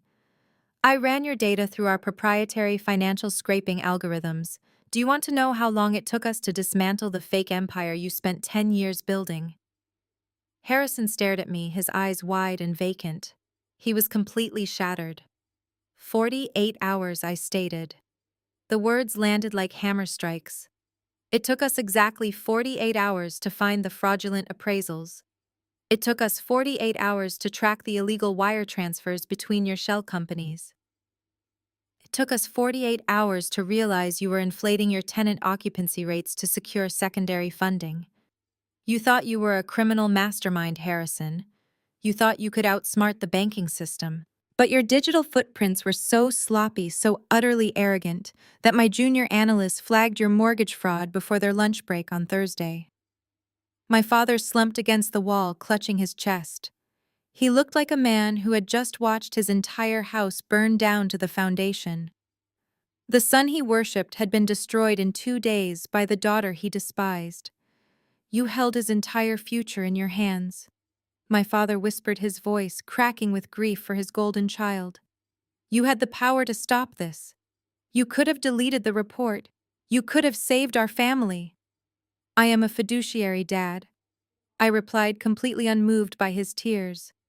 I have a legal and ethical obligation to my clients. I do not cover up federal crimes to protect a man who drained my college fund to buy a sports car. When I saw the name Harrison attached to the final audit report, I did not delete it. I expedited it directly to Maxwell's desk. Harrison let out a pathetic whimpering sound. He realized the absolute finality of his situation. He had paid for a lavish wedding to impress the investor who had already paid his sister to destroy him. The trap had sprung shut, and there was no way out. The sheer poetry of his downfall was almost beautiful to witness. Every single arrogant choice he had made over the past decade had perfectly aligned to engineer his own catastrophic ruin. He had manipulated our parents, he had stolen from me, and he had lied to every financial institution that would listen. But in his desperate, greedy attempt to capture the biggest prize of all, he had walked blindly into a meticulously designed vault of forensic truth. Maxwell Thorne stood up smoothly from his chair, adjusting the cuffs of his custom suit. He looked down at my brother with absolute finality. Your pitch is officially rejected, Harrison, the billionaire said coldly, and your problems are just beginning. The sheer finality in Maxwell Thorne's voice hung in the air like an executioner's gavel. Harrison desperately tried to salvage the unsalvageable. He wiped a thick bead of sweat from his forehead with a trembling hand and forced a high-pitched, nervous laugh that grated against the heavy silence. You are blowing this entirely out of proportion, Harrison stammered, looking frantically between the billionaire and our father. It is just creative bookkeeping. Every major real estate firm has minor accounting errors during rapid expansion phases. We simply miscategorized some collateral on the secondary loans.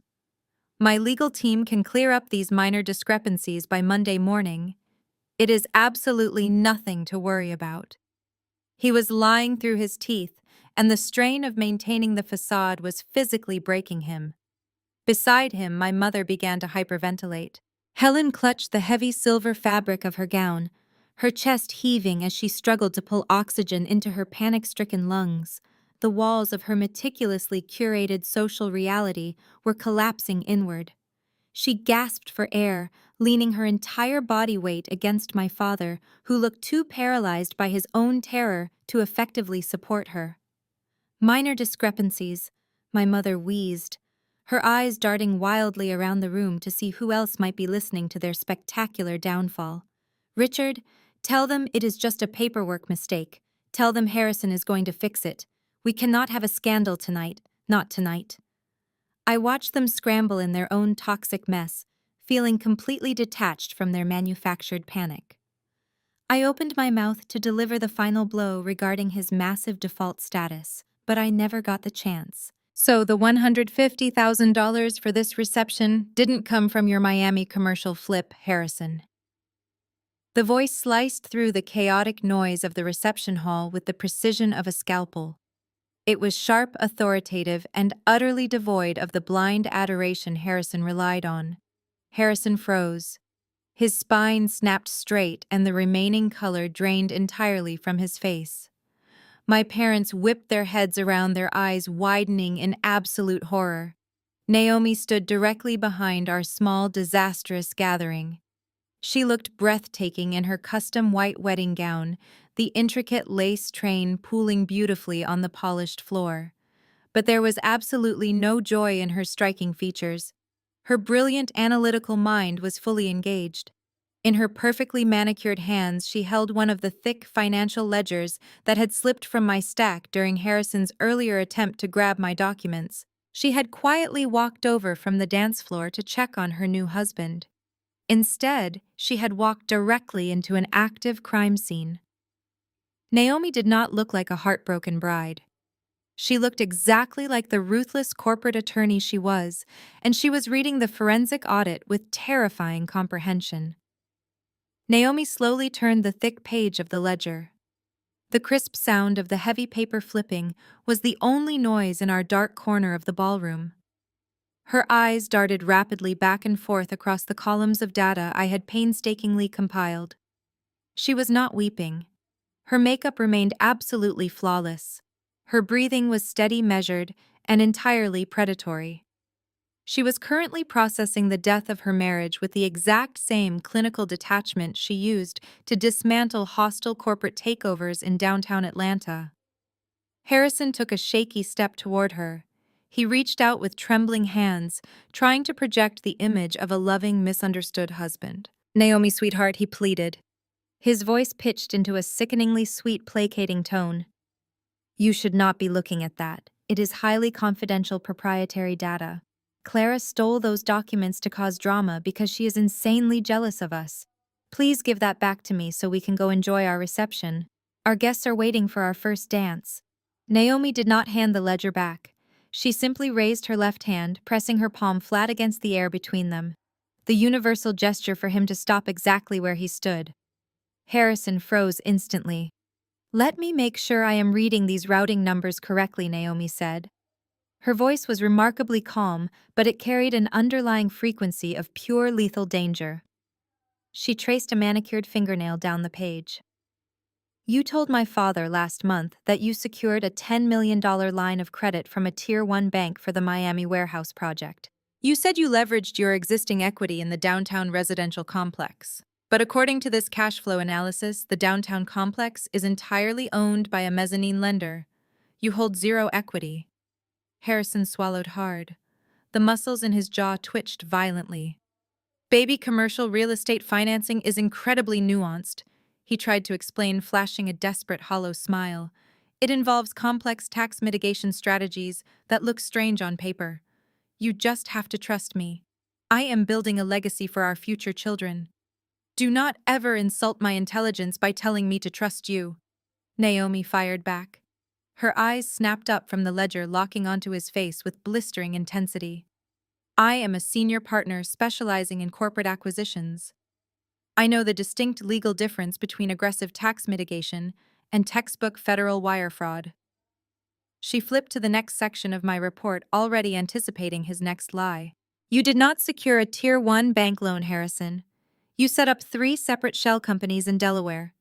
You generated fabricated invoices between your own entities to artificially inflate your gross operating income. Then you used those fraudulent income statements to secure secondary funding from unregulated private lenders. You moved the cash across state lines to avoid detection.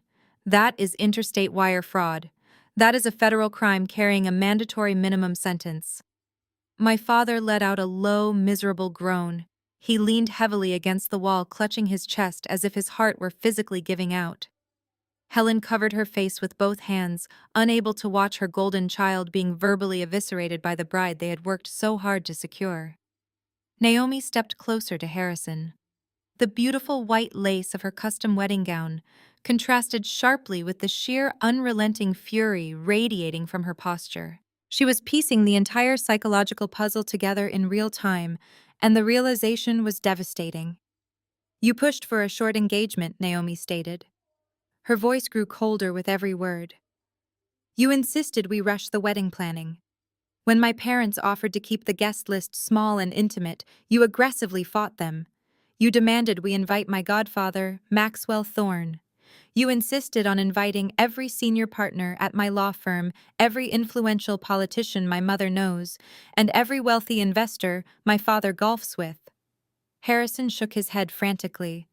"Because I wanted to celebrate our love with the people who matter most to you," he lied, his voice cracking under the pressure. "I wanted a massive celebration because you deserve the absolute best." "You did not marry me," Naomi stated with absolute chilling clarity. "You executed a corporate merger with my family balance sheet." Harrison flinched as if she had struck him. "Naomi, no, that is a horrible thing to say. I love you. You love my proximity to capital," she corrected him ruthlessly. "You were drowning in $5 million of toxic commercial debt. Your entire fake empire was collapsing. You needed a bailout, and no legitimate bank would touch you. So you targeted me. You used my impressive career, my pristine reputation, and my family wealth as a giant shiny shield to legitimize your fraudulent existence. You thought that if you married into a prominent Atlanta family, people would stop asking hard questions about your cash flow. You thought you could corner my godfather at this very reception and leverage our fresh marriage certificate to secure an emergency cash injection. Helen suddenly rushed forward, desperate to salvage the smoking ruins of her social standing. Naomi, please, my mother begged. She reached out to grab Naomi by the arm. You are family now. We are all family. Harrison loves you. We can fix these little financial hiccups together. Do not let Clara ruin this beautiful day. She is just a bitter, lonely girl who wants to drag everyone down to her miserable level. Naomi violently snatched her arm away from my mother. Her eyes blazed with magnificent, righteous anger. Do not touch me, Helen, Naomi commanded. And do not you dare try to gaslight me. I am reading a certified forensic audit. Numbers do not lie, and numbers certainly do not have a bitter, jealous agenda. Your son is a criminal, and you have clearly been enabling his delusions for years. I watched the exchange with profound, silent respect. I had never met Naomi before this weekend, but in that moment, I admired her immensely. She was brilliant, rational, and entirely immune to the toxic emotional manipulation my parents had perfected over decades. She was a woman who demanded the truth, and she possessed the intellectual firepower to wield it like a weapon. Naomi looked down at the heavy financial ledger in her hands one last time. The final pieces of the puzzle clicked securely into place. She let out a dry, humorless laugh that echoed sharply against the marble pillars. If you are $5 million in the hole, Naomi asked, her gaze drifting slowly toward my hyperventilating parents. If your shell companies are entirely insolvent and your operating accounts are empty, then how exactly did you afford a $150,000 reception at the Ritz-Carlton tonight? The question hung in the air, heavy and lethal. I stepped forward, preparing to deliver the most devastating financial twist of the entire evening. I stepped forward, preparing to deliver the most devastating financial twist of the entire evening. The atmosphere was incredibly tense, filled with a terrible, breathless anticipation.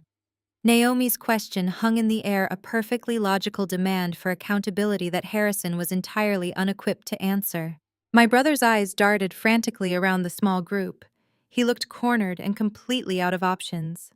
Well, he started, his voice cracking slightly. We had some liquid assets available from the previous quarter. It was a strategic allocation of capital to ensure this event reflected the proper status of our combined families. I let out a short, completely humorless laugh. It was a sound that carried the full weight of a decade's worth of resentment and carefully gathered forensic evidence. The time for his pathetic excuses had officially run out. I looked at my parents. They were huddled together, physically shrinking under the intense scrutiny of the billionaire venture capitalist and the brilliant corporate attorney. Their faces were pale and drawn, stripped of all the arrogance they had proudly displayed just an hour ago on the stage. I felt absolutely no sympathy for them. They had dug this grave with their own hands, and now they were going to lie in it. Naomi, I said, turning my attention to the bride. My voice was calm, clear, and completely devoid of emotion. I spoke with the clinical precision of a forensic accountant presenting the final findings of a federal investigation. The wedding money did not come from Miami. It did not come from a strategic allocation of liquid assets. And it certainly did not come from any legitimate business profits. Harrison lunged forward again, a desperate, animalistic look in his eyes. Clara, shut your mouth right now. You are ruining everything. You are destroying my life because you are a jealous, bitter spinster. I ignored him entirely. I did not even flinch. I kept my eyes locked steadily on Naomi, who was watching me with an expression of intense, horrifying comprehension. It came from a HELOC, I stated.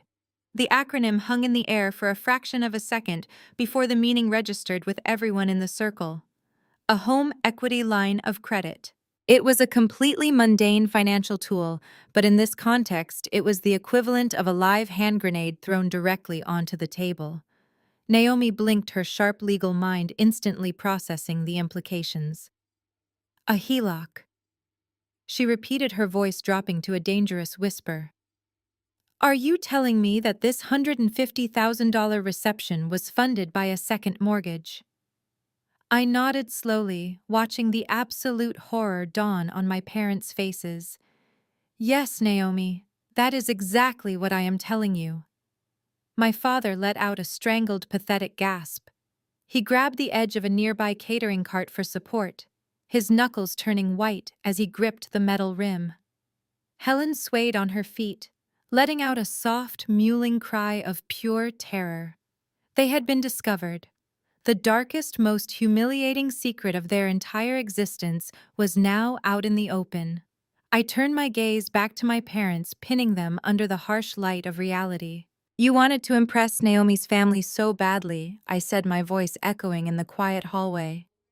You wanted to prove that you belonged in their elite social circle. You wanted everyone to believe that your golden child was a massive financial success. So you did what you always do. You lied. And you funded that lie with debt. I took a slow, deliberate step closer to them, forcing them to confront the devastating truth they had been desperately trying to hide. You did not have $150,000 sitting in a savings account, I continued relentlessly. You have been living way beyond your means for years just to keep up appearances at the country club. You were drowning in credit card debt before this wedding was even planned. But you could not bear the thought of looking inadequate in front of the bride's wealthy parents. My mother tried to speak, but only a ragged sob escaped her throat. She looked at Harrison with an expression of profound soul-crushing betrayal. The son she had sacrificed everything for had driven her to the brink of total financial ruin. So you secretly mortgaged the only home you own, I told Naomi, ensuring she understood the full extent of the deception. They went to the bank and pulled out $200,000 in equity from the house they have lived in for 30 years. They put a massive, crushing lien on their only remaining asset to pay for the floral arrangements, the vintage champagne, and the custom lighting in this ballroom. They essentially bankrupted themselves to fund Harrison's fake lifestyle and this incredibly lavish wedding. The silence that followed was heavy and suffocating. The sheer magnitude of the financial disaster was almost impossible to process. They had risked their entire future, their home, their retirement, all for a single night of superficial prestige. Naomi stared at my parents with an expression of profound, unadulterated disgust. You mortgaged your home, she whispered, her voice laced with absolute horror. You risked your entire financial stability to throw a party, to impress my family. What kind of insane, toxic delusion are you people living in? My father tried to salvage some small shred of his shattered dignity. We did it for Harrison. He pleaded, his voice cracking with desperation. We believed in his vision. He promised us the Miami project was going to close next month. He promised he would pay off the line of credit before the first major installment was even due. He said it was a temporary bridge to secure his future with you, Naomi. He lied to you, Richard Maxwell, Thorne interjected. His voice was a low, rumbling growl that sent a fresh wave of terror through my parents. He lied to you just like he lied to the banks, and just like he tried to lie to my investment fund. He never had a closing date for Miami because he never actually held the equity. You mortgaged your home to fund a sinking ship.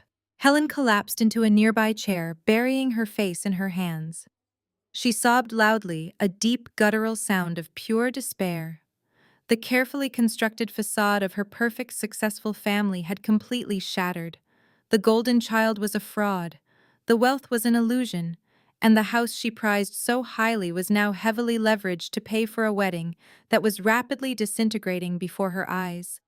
I watched them crumble, feeling absolutely nothing but cold, analytical detachment.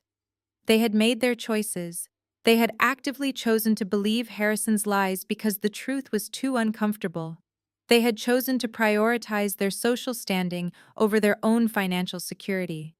They had chosen to tear me down for 33 years to build Harrison up. And now the bill for their arrogance had finally come due. The reality of their devastating choices had arrived, and it was entirely merciless. The reality of their devastating choices had arrived, and it was entirely merciless. My father staggered away from the catering cart, his legs barely able to support his own weight. He looked like a man who had just been handed a terminal diagnosis. He stumbled directly toward Harrison, reaching out with shaking, liver-spotted hands. He grabbed the lapels of my brother's custom tuxedo. The expensive fabric crumpled under his desperate grip. "Harrison," my father pleaded. His voice was a high, thin whine that sounded completely alien coming from the man who usually barked orders at me. "Tell me you have the money. Tell me the Miami project is just delayed. You promised us. You sat in our kitchen and swore to your mother and me that the bridge loan was a guaranteed return. You said we would have our equity back with interest before the end of the fiscal quarter. The bank is expecting the first balloon payment next month. Tell me you can pay the bank back." Harrison looked down at the hands gripping his jacket. He could not meet his father's eyes. The golden child was entirely stripped of his golden armor. He shifted his weight, looking frantically toward the ballroom entrance as if a rescue party might suddenly appear. "Dad, you have to understand the market volatility," Harrison stammered. His voice lacked any trace of its former arrogant swagger. The secondary lenders pulled their term sheets. The appraisals were questioned by the underwriters. "My operating capital is temporarily tied up in litigation. I just need a little more time to liquidate some assets. I can fix this." "You do not have any assets to liquidate," I stated coldly, refusing to let him weave another comforting lie for our parents. "Every single property you manage is owned by the bank. Your operating accounts are negative. You cannot pay them back, Harrison. You cannot even afford to pay the parking valet outside this hotel tonight." My father let go of the tuxedo lapels as if they were on fire. He stumbled backward, his chest heaving. The crushing realization that his only home, the physical manifestation of his entire life's work, was gone, hit him with full force. He was 62 years old, and he was completely bankrupt. Helen remained slumped in the chair, staring vacantly at the patterned carpet. Her pristine silver gown suddenly looked like a cheap costume. The country club luncheons, the bragging rights, the manufactured image of suburban superiority were all dead. The bank was going to take her house. Her friends would find out. The social humiliation would be absolute and inescapable. But my mother was a creature built entirely on denial. Her narcissistic brain simply could not process that her precious son was the architect of her destruction. The cognitive dissonance was too painful. She needed a scapegoat. She had always needed a scapegoat. Helen's head snapped up. Her eyes were red-rimmed and completely wild. She bypassed Harrison entirely and locked her furious gaze directly onto me. She pushed herself up from the chair, pointing a trembling, accusatory finger at my face. "This is your fault," my mother shrieked. Her voice echoed sharply off the marble pillars, completely abandoning any pretense of upper-class decorum. "You did this. You deliberately planned this entire spectacle just to ruin our family. You have been jealous of your brother since the day he was born. You could not stand seeing him happy. You could not stand seeing him marry a beautiful, successful woman. So you fabricated these horrible financial reports to destroy his wedding and tear this family apart." I stood my ground, completely unfazed by her hysterical outburst. This was her classic playbook.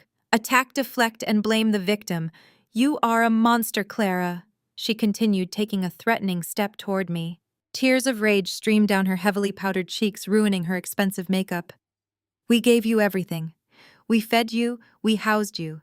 And this is how you repay us. You dig into our private business and air our personal finances in front of strangers. You are trying to humiliate your own father. If you had just stayed quiet, Harrison would have secured his funding from Mr. Thorne. The Miami deal would have closed. We would have paid off the house. You ruined the one chance we had to be financially secure. You are tearing this family apart out of pure spite." She was actually trying to gaslight me in front of a billionaire and a corporate attorney. She genuinely believed that if she screamed loud enough, she could alter reality and make me the villain of the story. Before I could even open my mouth to respond to her delusional accusations, Naomi stepped forcefully between my mother and me.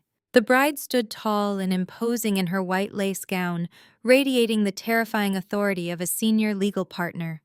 "Stop talking right now," Naomi commanded. Her voice was like the crack of a whip. It was so sharp and authoritative that my mother instantly snapped her mouth shut. "Do not you dare stand there and attempt to blame your daughter for your son's federal crimes. Clara did not ruin your family. Your son ruined your family, and your blinding, pathetic arrogance allowed him to do it." My mother recoiled, clutching her chest. "Naomi, please, you do not understand Clara's history of causing drama. I understand corporate fraud." Naomi fired back ruthlessly.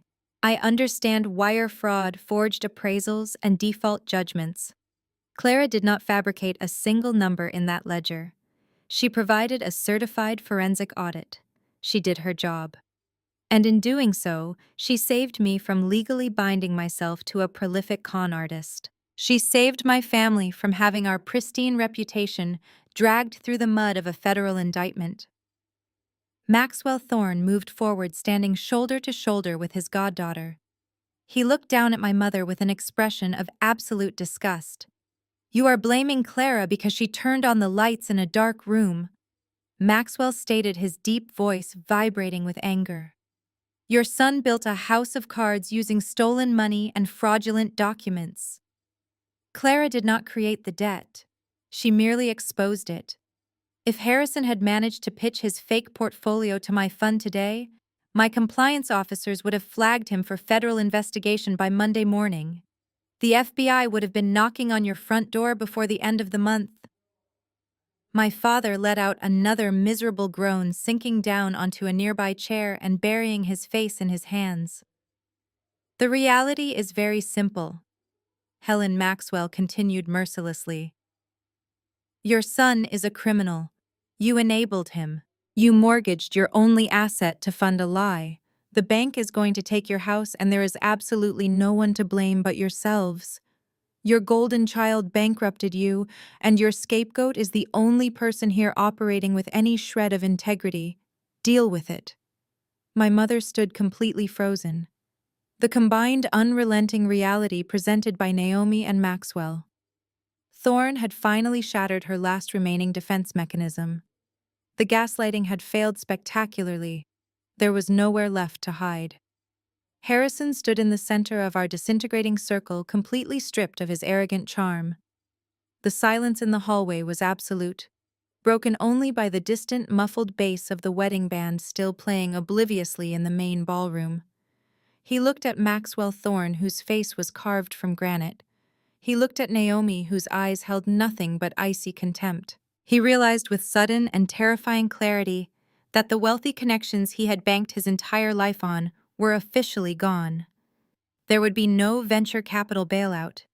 There would be no prestigious law firm marriage to shield his assets from federal investigators. My mother, trembling and utterly defeated by Naomi's brutal reality check, turned her tear-streaked face toward her favorite child.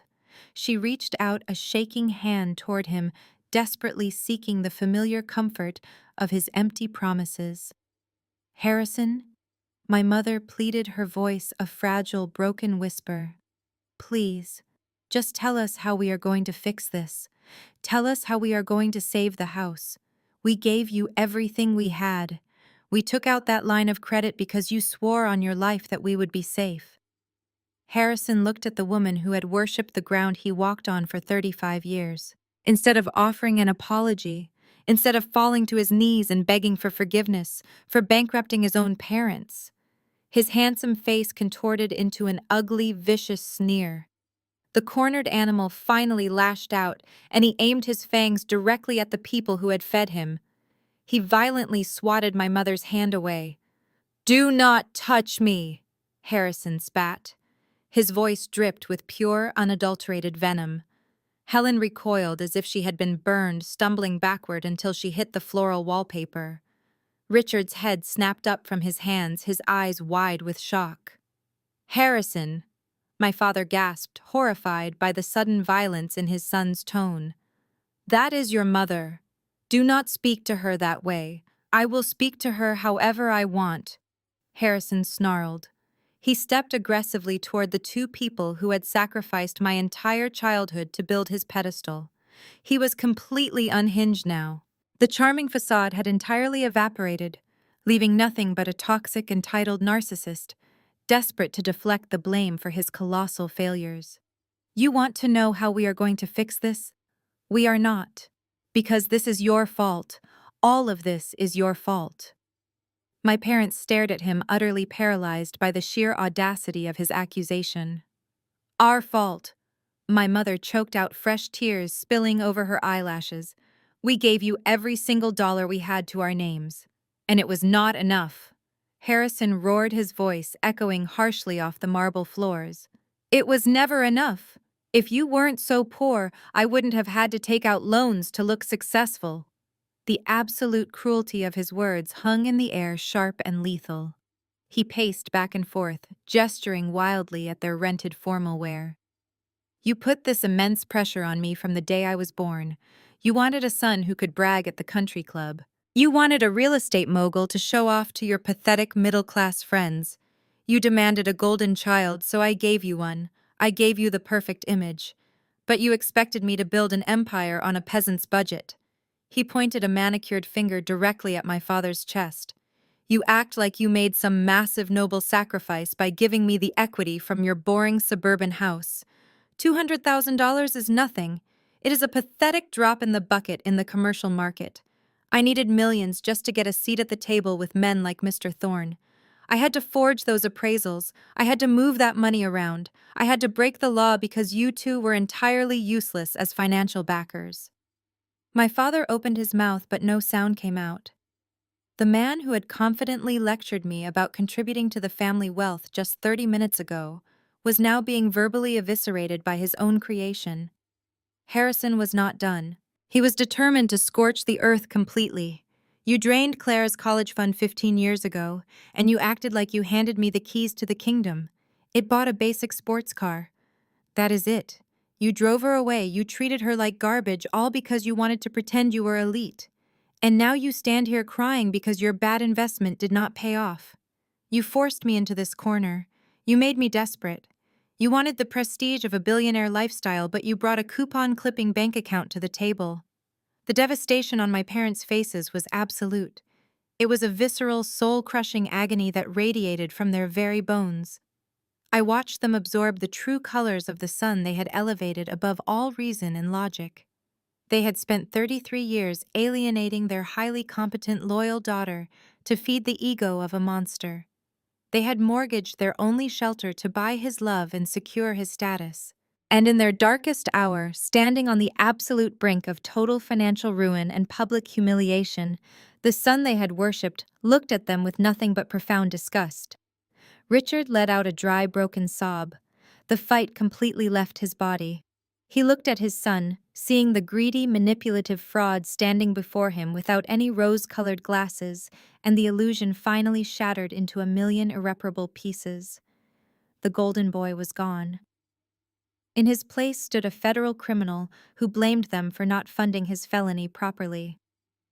Helen slid slowly down the wall until she hit the floor, burying her face in her knees. She wept loudly, a sound of pure, unadulterated heartbreak and terminal regret. They had sacrificed everything, including their own moral compass and their relationship with me, for a child who fundamentally despised them for not being rich enough to sustain his delusions. Naomi watched the brutal display with a look of terrifying clarity. She had seen exactly what she needed to see. The man she was supposed to spend the rest of her life with was not just a financial fraud, he was a moral bankrupt. He possessed no loyalty, no empathy, and no accountability. He was perfectly willing to destroy his own parents to save his skin, which meant he would have eventually destroyed her family with the exact same ruthlessness. I remained standing exactly where I was, my posture perfectly straight, my designer briefcase resting securely against my leg. I felt no urge to comfort my parents. I felt no urge to scream at my brother. The forensic audit had done its job. The numbers had stripped away the lies, leaving only the raw, ugly truth of their family dynamic exposed for the world to see. The toxic cycle that had defined my entire life was officially broken, shattered by the heavy, unforgiving hammer of reality. The stage was now perfectly set for the final act. Harrison had burned his last bridge. My parents were financially and emotionally bankrupt. And Naomi, the brilliant bride who had been targeted for her proximity to capital, was preparing to deliver her own devastating verdict. Naomi stepped forward, closing the physical distance between herself and the man she was supposed to marry. The rustle of her heavy silk gown sounded loud in the suffocating silence of the service hallway. She did not raise her hand to strike him. She did not shed a single tear. Her composure was a masterclass in emotional regulation and legal discipline. She looked at Harrison with the clinical, unfeeling gaze of a judge who had already signed the execution warrant. "You thought I was an asset you could acquire," Naomi stated. Her voice was smooth, carrying the undeniable cadence of a woman raised in a family of highly educated, influential leaders. "You looked at my career, my godfather, and my family's legacy in Atlanta, and you saw nothing but a life raft for your sinking criminal enterprise. You lied to my face every single day we were together. But what you just did to your own mother and father tells me absolutely everything I will ever need to know about your soul." Harrison shook his head frantically. He reached out again, his manicured hands grasping at empty air. "Naomi, please listen to me. I was desperate. I was under so much pressure to be the man everyone expected me to be. I love you. The business problems have nothing to do with how I feel about you. We can get past this. We can build a real life together." "We do not have a life together," Naomi replied effortlessly. "We have a crime scene, and I do not partner with liabilities." She slowly raised her left hand. The overhead lights caught the brilliant facets of her massive engagement ring. It was a flawless 3-carat diamond that Harrison had proudly boasted about buying custom from a private jeweler in New York. Now armed with the forensic audit I had provided, everyone in that hallway knew the ring was likely purchased with stolen funds or secured through yet another fraudulent line of credit. Naomi pinched the diamond between her thumb and index finger. She pulled the heavy ring over her knuckle in one smooth, deliberate motion. Harrison let out a sharp, panicked gasp. He stepped forward as if to physically stop her, but Maxwell Thorne shifted his weight just enough to block my brother's path. The billionaire venture capitalist stood like a stone wall, silently daring Harrison to make a sudden move. On a small cocktail table pushed against the wall, Harrison had left his half-empty glass of vintage champagne before storming over to confront me. Naomi walked over to the table. She held the sparkling engagement ring directly over the crystal flute. "Consider the engagement officially terminated," Naomi announced, "and I highly suggest you retain a phenomenal defense attorney by Monday morning, because you are going to need one." She opened her fingers. The heavy platinum and diamond ring plummeted into the champagne. It hit the bottom of the crystal glass with a sharp, heavy clink that echoed perfectly down the narrow corridor. Champagne splashed over the rim, spilling onto the table and dripping onto the polished floor. The ring sat at the bottom of the glass, surrounded by dying bubbles, a perfect visual metaphor for his completely fabricated wealth drowning in debt. Harrison stared at the glass in absolute shock. He was completely immobilized by the destruction of his final safety net. Naomi did not look back at him. She turned her attention to Maxwell Thorne. The two of them shared a brief, silent nod of mutual understanding and respect. Then the bride turned and walked away from the wreckage. She marched out of the service hallway and stepped back into the dazzling, brightly lit expanse of the main ballroom. Her posture was magnificent. She carried herself with the immense dignity of a woman who had just narrowly escaped a burning building and was entirely unbothered by the flames she left behind. I stepped out of the shadows to watch the fallout, maintaining my position near the edge of table 11. The wedding band was still playing an upbeat jazz cover, completely oblivious to the catastrophic drama that had just occurred behind the scenes. Hundreds of guests were laughing, drinking, and celebrating a union that was already legally and morally dead. Naomi walked directly to the center VIP table where her parents were seated. Her father, a highly respected federal judge in Georgia, and her mother, the chief of surgery at a major Atlanta hospital, looked up with warm smiles as their daughter approached. Naomi leaned down and spoke quietly into her father's ear. She spoke for less than 30 seconds. I watched the profound shift in the bride's family dynamic unfold in real time. The judge's warm smile vanished instantly, replaced by a mask of cold, terrifying authority. He nodded once to his daughter. Then he turned to his wife and relayed the message. What happened next was one of the most remarkable displays of familial solidarity I have ever witnessed. It was not chaotic. There was no shouting. There was no dramatic throwing of drinks or tipping of tables. It was a silent, perfectly synchronized, and utterly devastating mass exodus. Naomi's father stood up and buttoned his tuxedo jacket. He signaled to the other tables occupied by their extended family and affluent network of friends. Dozens of influential African American doctors, lawyers, politicians, and business leaders received the silent command. As if operating on a single shared frequency, the entire bride's side of the ballroom stood up in perfect unison. Chairs were pushed back simultaneously. Napkins were placed neatly on the tables. Expensive suit jackets were buttoned and designer clutch purses were gathered. Without a single word of explanation to the bewildered guests on my family's side of the room, Naomi's family turned their backs on the head table and began walking toward the grand exit doors. The sheer visual impact of half the ballroom emptying out in total silence was staggering. The musicians on the stage finally noticed the mass departure. The lead singer faltered, her voice trailing off awkwardly as the live jazz music ground to a confusing, dissonant halt. The sudden silence in the massive room was absolutely deafening. My family's guests, the country club acquaintances, and the extended relatives who had been so eager to bask in Harrison's fake glory sat frozen in their seats. They whispered frantically to one another, pointing at the retreating crowd. The illusion of the elite high society wedding was completely shattered. The prestige my parents had mortgaged their home to buy was walking out the front doors. My parents stumbled out of the hallway just in time to witness the devastation.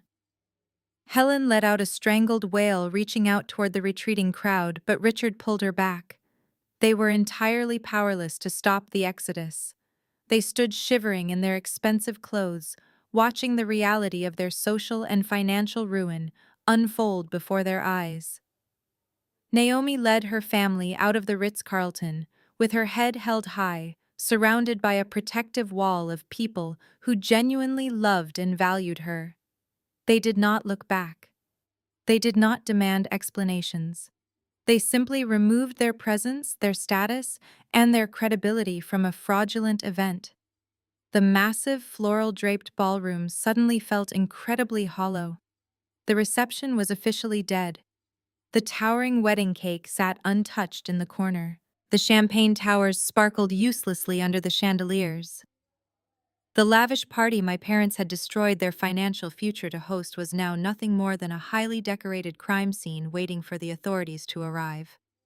The remaining guests, my parents' country club friends and distant relatives, began an awkward shuffling retreat. Nobody wanted to be the last one standing in the blast radius of this absolute social catastrophe. They avoided making eye contact with my mother. They gathered their coats and practically sprinted for the valet stand. The catering staff, realizing that the people footing the bill were currently imploding in the service hallway, began quietly clearing plates and boxing up untouched appetizers. The string quartet had already packed their instruments and slipped out the back exit.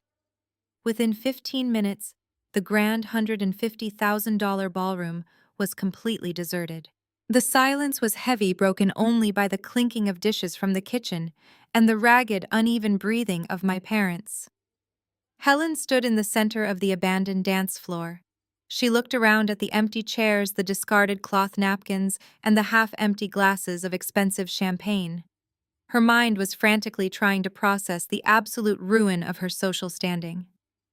But instead of accepting the devastating reality of Harrison's crimes, her deeply ingrained narcissism immediately sought a new survival strategy. Her eyes darted around the room until they finally locked onto me. I was still standing by table 11. My posture remained perfectly straight. I watched my mother's face undergo a terrifying transformation. The weeping, defeated woman vanished. In her place emerged a desperate, calculating survivor who had just remembered that her designated scapegoat was actually a multimillionaire CEO. She marched across the empty ballroom, her silver gown dragging heavily across the polished wood. She did not look at Harrison, who was currently slumped against a pillar, staring blankly at his ruined future. She did not look at my father, who was sitting with his head in his hands. She marched directly toward me, her hands reaching out in a gesture of frantic, entirely unearned familiarity. "Clara," my mother gasped. She closed the final few feet between us and grabbed my forearm. Her grip was painfully tight, her manicured nails digging into my skin. "Clara, listen to me. We can fix this. You can fix this." I looked down at her hand on my arm, feeling absolutely nothing but clinical detachment. I did not pull away immediately. I wanted to hear exactly how far her delusion could stretch. "You heard what Mr. Thorne said," Helen pleaded, her voice rising in a frantic, breathless pitch. "You have a highly successful firm. You charge thousands of dollars an hour. You have the capital. You can just write a check to the bank tomorrow morning and clear the line of credit. You can pay off the mortgage on the house, so your father and I do not lose it. We can hire good lawyers to quietly settle Harrison's debts before this turns into a messy public scandal." The sheer, breathtaking audacity of her request hung in the air. Less than an hour ago, she had stood on a stage with a microphone and told hundreds of influential guests that I was a struggling, pathetic failure. She had publicly mocked my career. She had shoved me into a dark corner by the kitchen doors to hide me from the wealthy family she was desperately trying to impress. And now, standing in the ruins of the fraudulent empire she had mortgaged her home to build, she expected me to open my checkbook and fund her salvation. "You have the money, Clara," she continued, her voice growing more demanding as her panic spiked. "You are family. This is what family does. We help each other in times of crisis. You cannot just let your father and me lose our home. We raised you. We provided for you. You owe us this. Just pay off the bank, and we can put all this ugliness behind us. We can start fresh." I looked into her desperate wide eyes. She actually believed her own twisted logic. She genuinely thought that my wealth, the wealth I had built entirely on my own, after she and my father drained my college savings to buy Harrison a luxury sports car, was simply an emergency fund for her to raid. I reached up with my free hand. I calmly, deliberately peeled her fingers off my forearm one by one. I stepped back, creating a firm physical boundary between us. "You called me a disappointment today," I stated. My voice was quiet, echoing with the absolute finality of a closing vault door. I looked at her, watching the fragile hope drain completely out of her face.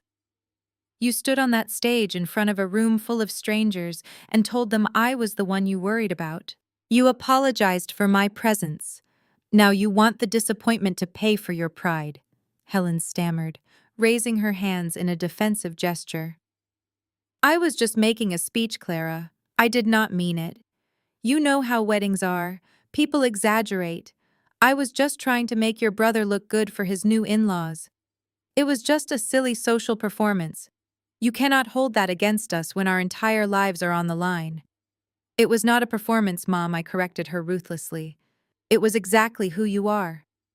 You made your choice 15 years ago when you stole my future to fund his ego. You made your choice every single day when you tore me down to build him up. You made your choice when you secretly mortgaged your home to throw a party for a criminal." I gestured toward the empty, ruined ballroom. "You bought this disaster. You financed every single lie that brought you to this moment. You wanted the prestige of a golden child so badly that you willfully ignored $5 million of glaring red flags. And now the bill is due. But we will be homeless," my mother sobbed. Real terrified tears spilled down her cheeks. "The bank will foreclose on the house. Where are we supposed to go? How are we supposed to live? That is a fascinating question, I replied, my tone completely unyielding. Perhaps you can ask Harrison to leverage some of his massive commercial equity to buy you a condo. Or maybe you can move into one of the empty, dilapidated warehouses he used to commit wire fraud. My father finally raised his head from his hands. He looked ancient, hollowed out by the crushing weight of his own terrible decisions. Clara. Please, my father begged, his voice a hoarse, broken whisper. Do not do this. Do not turn your back on your mother. We were wrong. We were terribly, unforgivably wrong about everything. I admit it. But we are begging you. We are begging you to save us. I looked at the two people who had brought me into the world. I searched my heart for even a single shred of sympathy, a tiny spark of familial obligation. I found absolutely nothing. The well had run completely dry years ago, emptied by their constant, unrelenting cruelty. My financial and emotional ledger with you is closed, I told them. The words were a definitive, legally binding verdict. I am not your emergency bailout fund. I am not your safety net. I am the forensic accountant who just finished auditing your moral bankruptcy, and I am officially declaring you insolvent. I picked up my leather briefcase from table 11. I secured the twin brass locks with a sharp, decisive snap. I did not look at Harrison, who was still cowering by the pillar. I did not look at my weeping mother or my defeated father.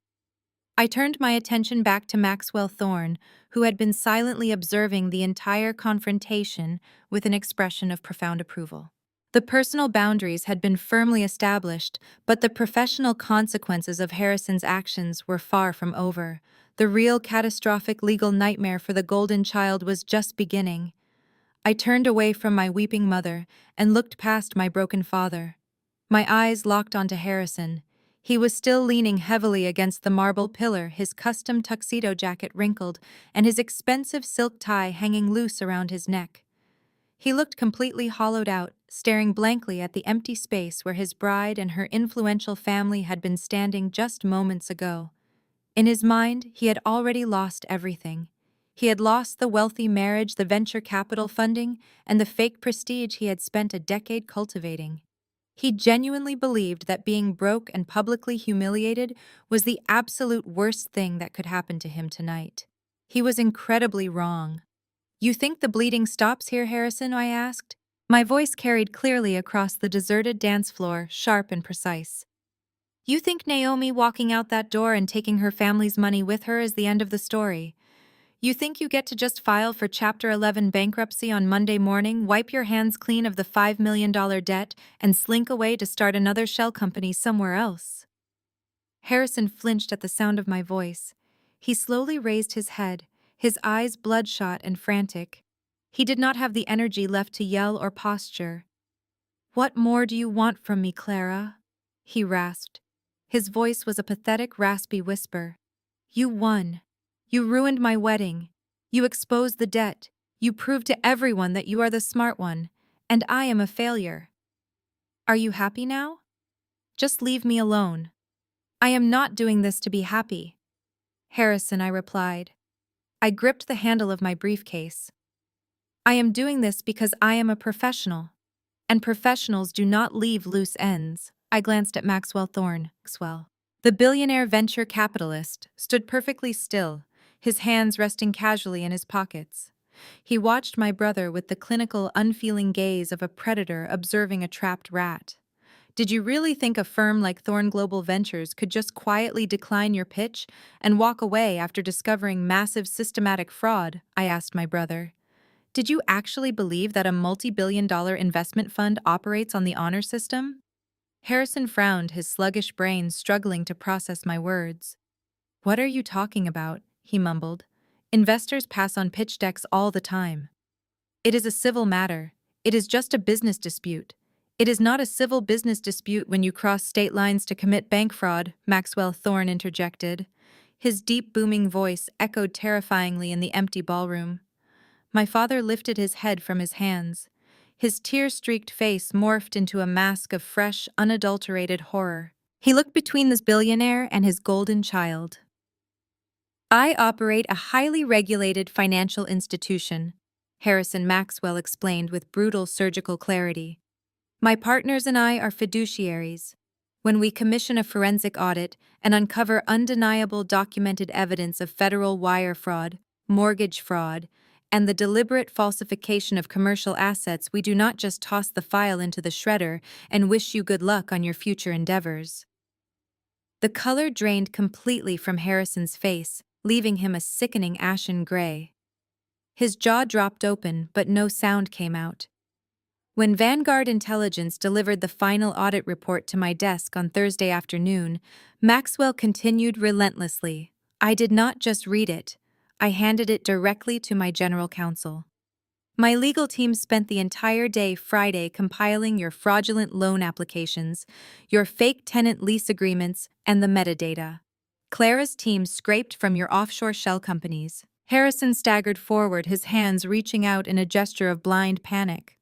No, Harrison choked out. No, you cannot do that. That was a confidential investment pitch. You signed a non-disclosure agreement.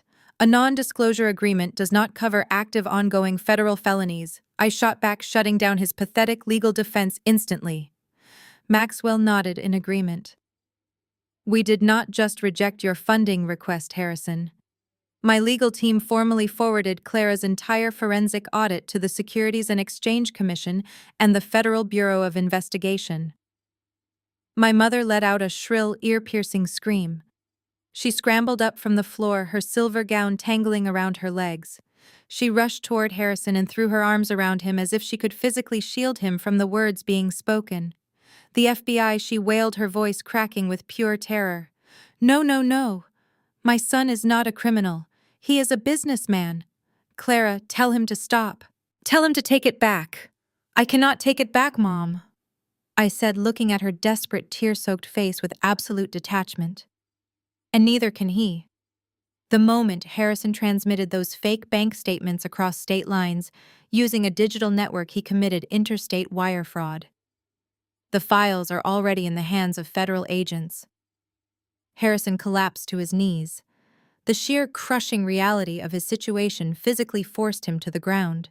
His mother fell with him, clutching his shoulders and sobbing hysterically into his ruined tuxedo jacket. The golden child was no longer just a failed real estate developer. He was an imminent federal target.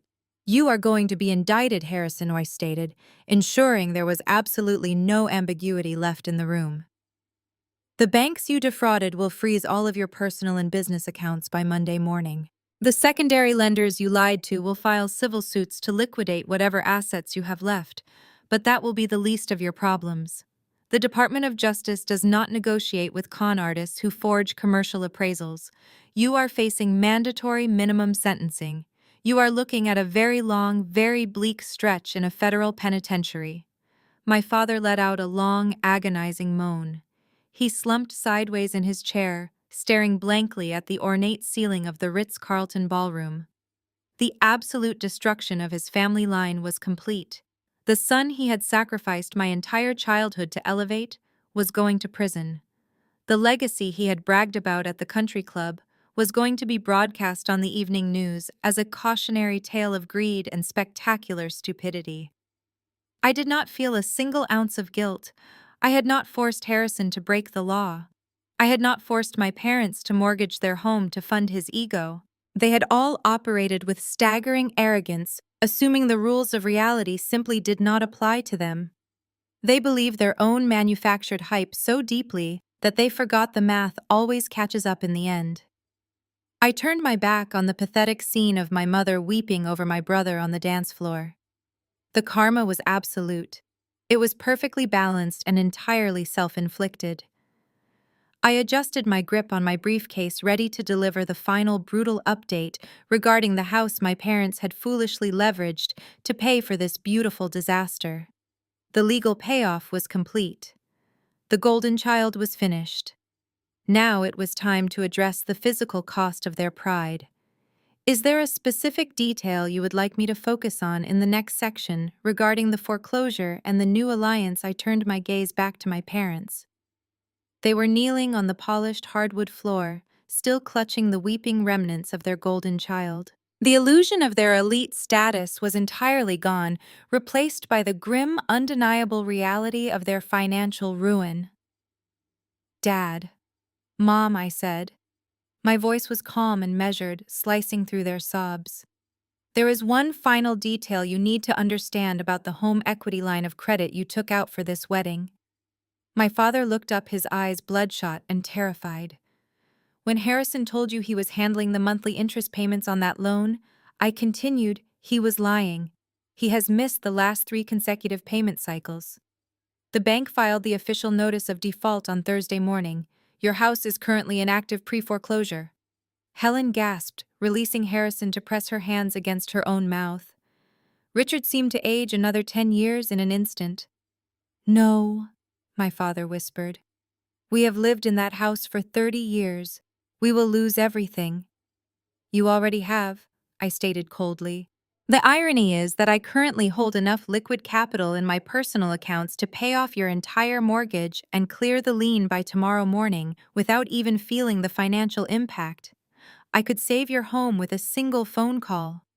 Hope, desperate and pathetic, suddenly flared in my mother's eyes. She opened her mouth to beg, but I raised my hand to stop her. But I will not be making that call, I told them. Instead, I authorized my wealth manager to wire those exact funds to California. I just closed escrow on a spectacular beachfront property in Malibu.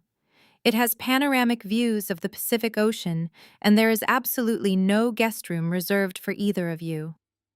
I looked down at the 3 of them, a pathetic tableau of greed and arrogance finally reaping exactly what it had sown.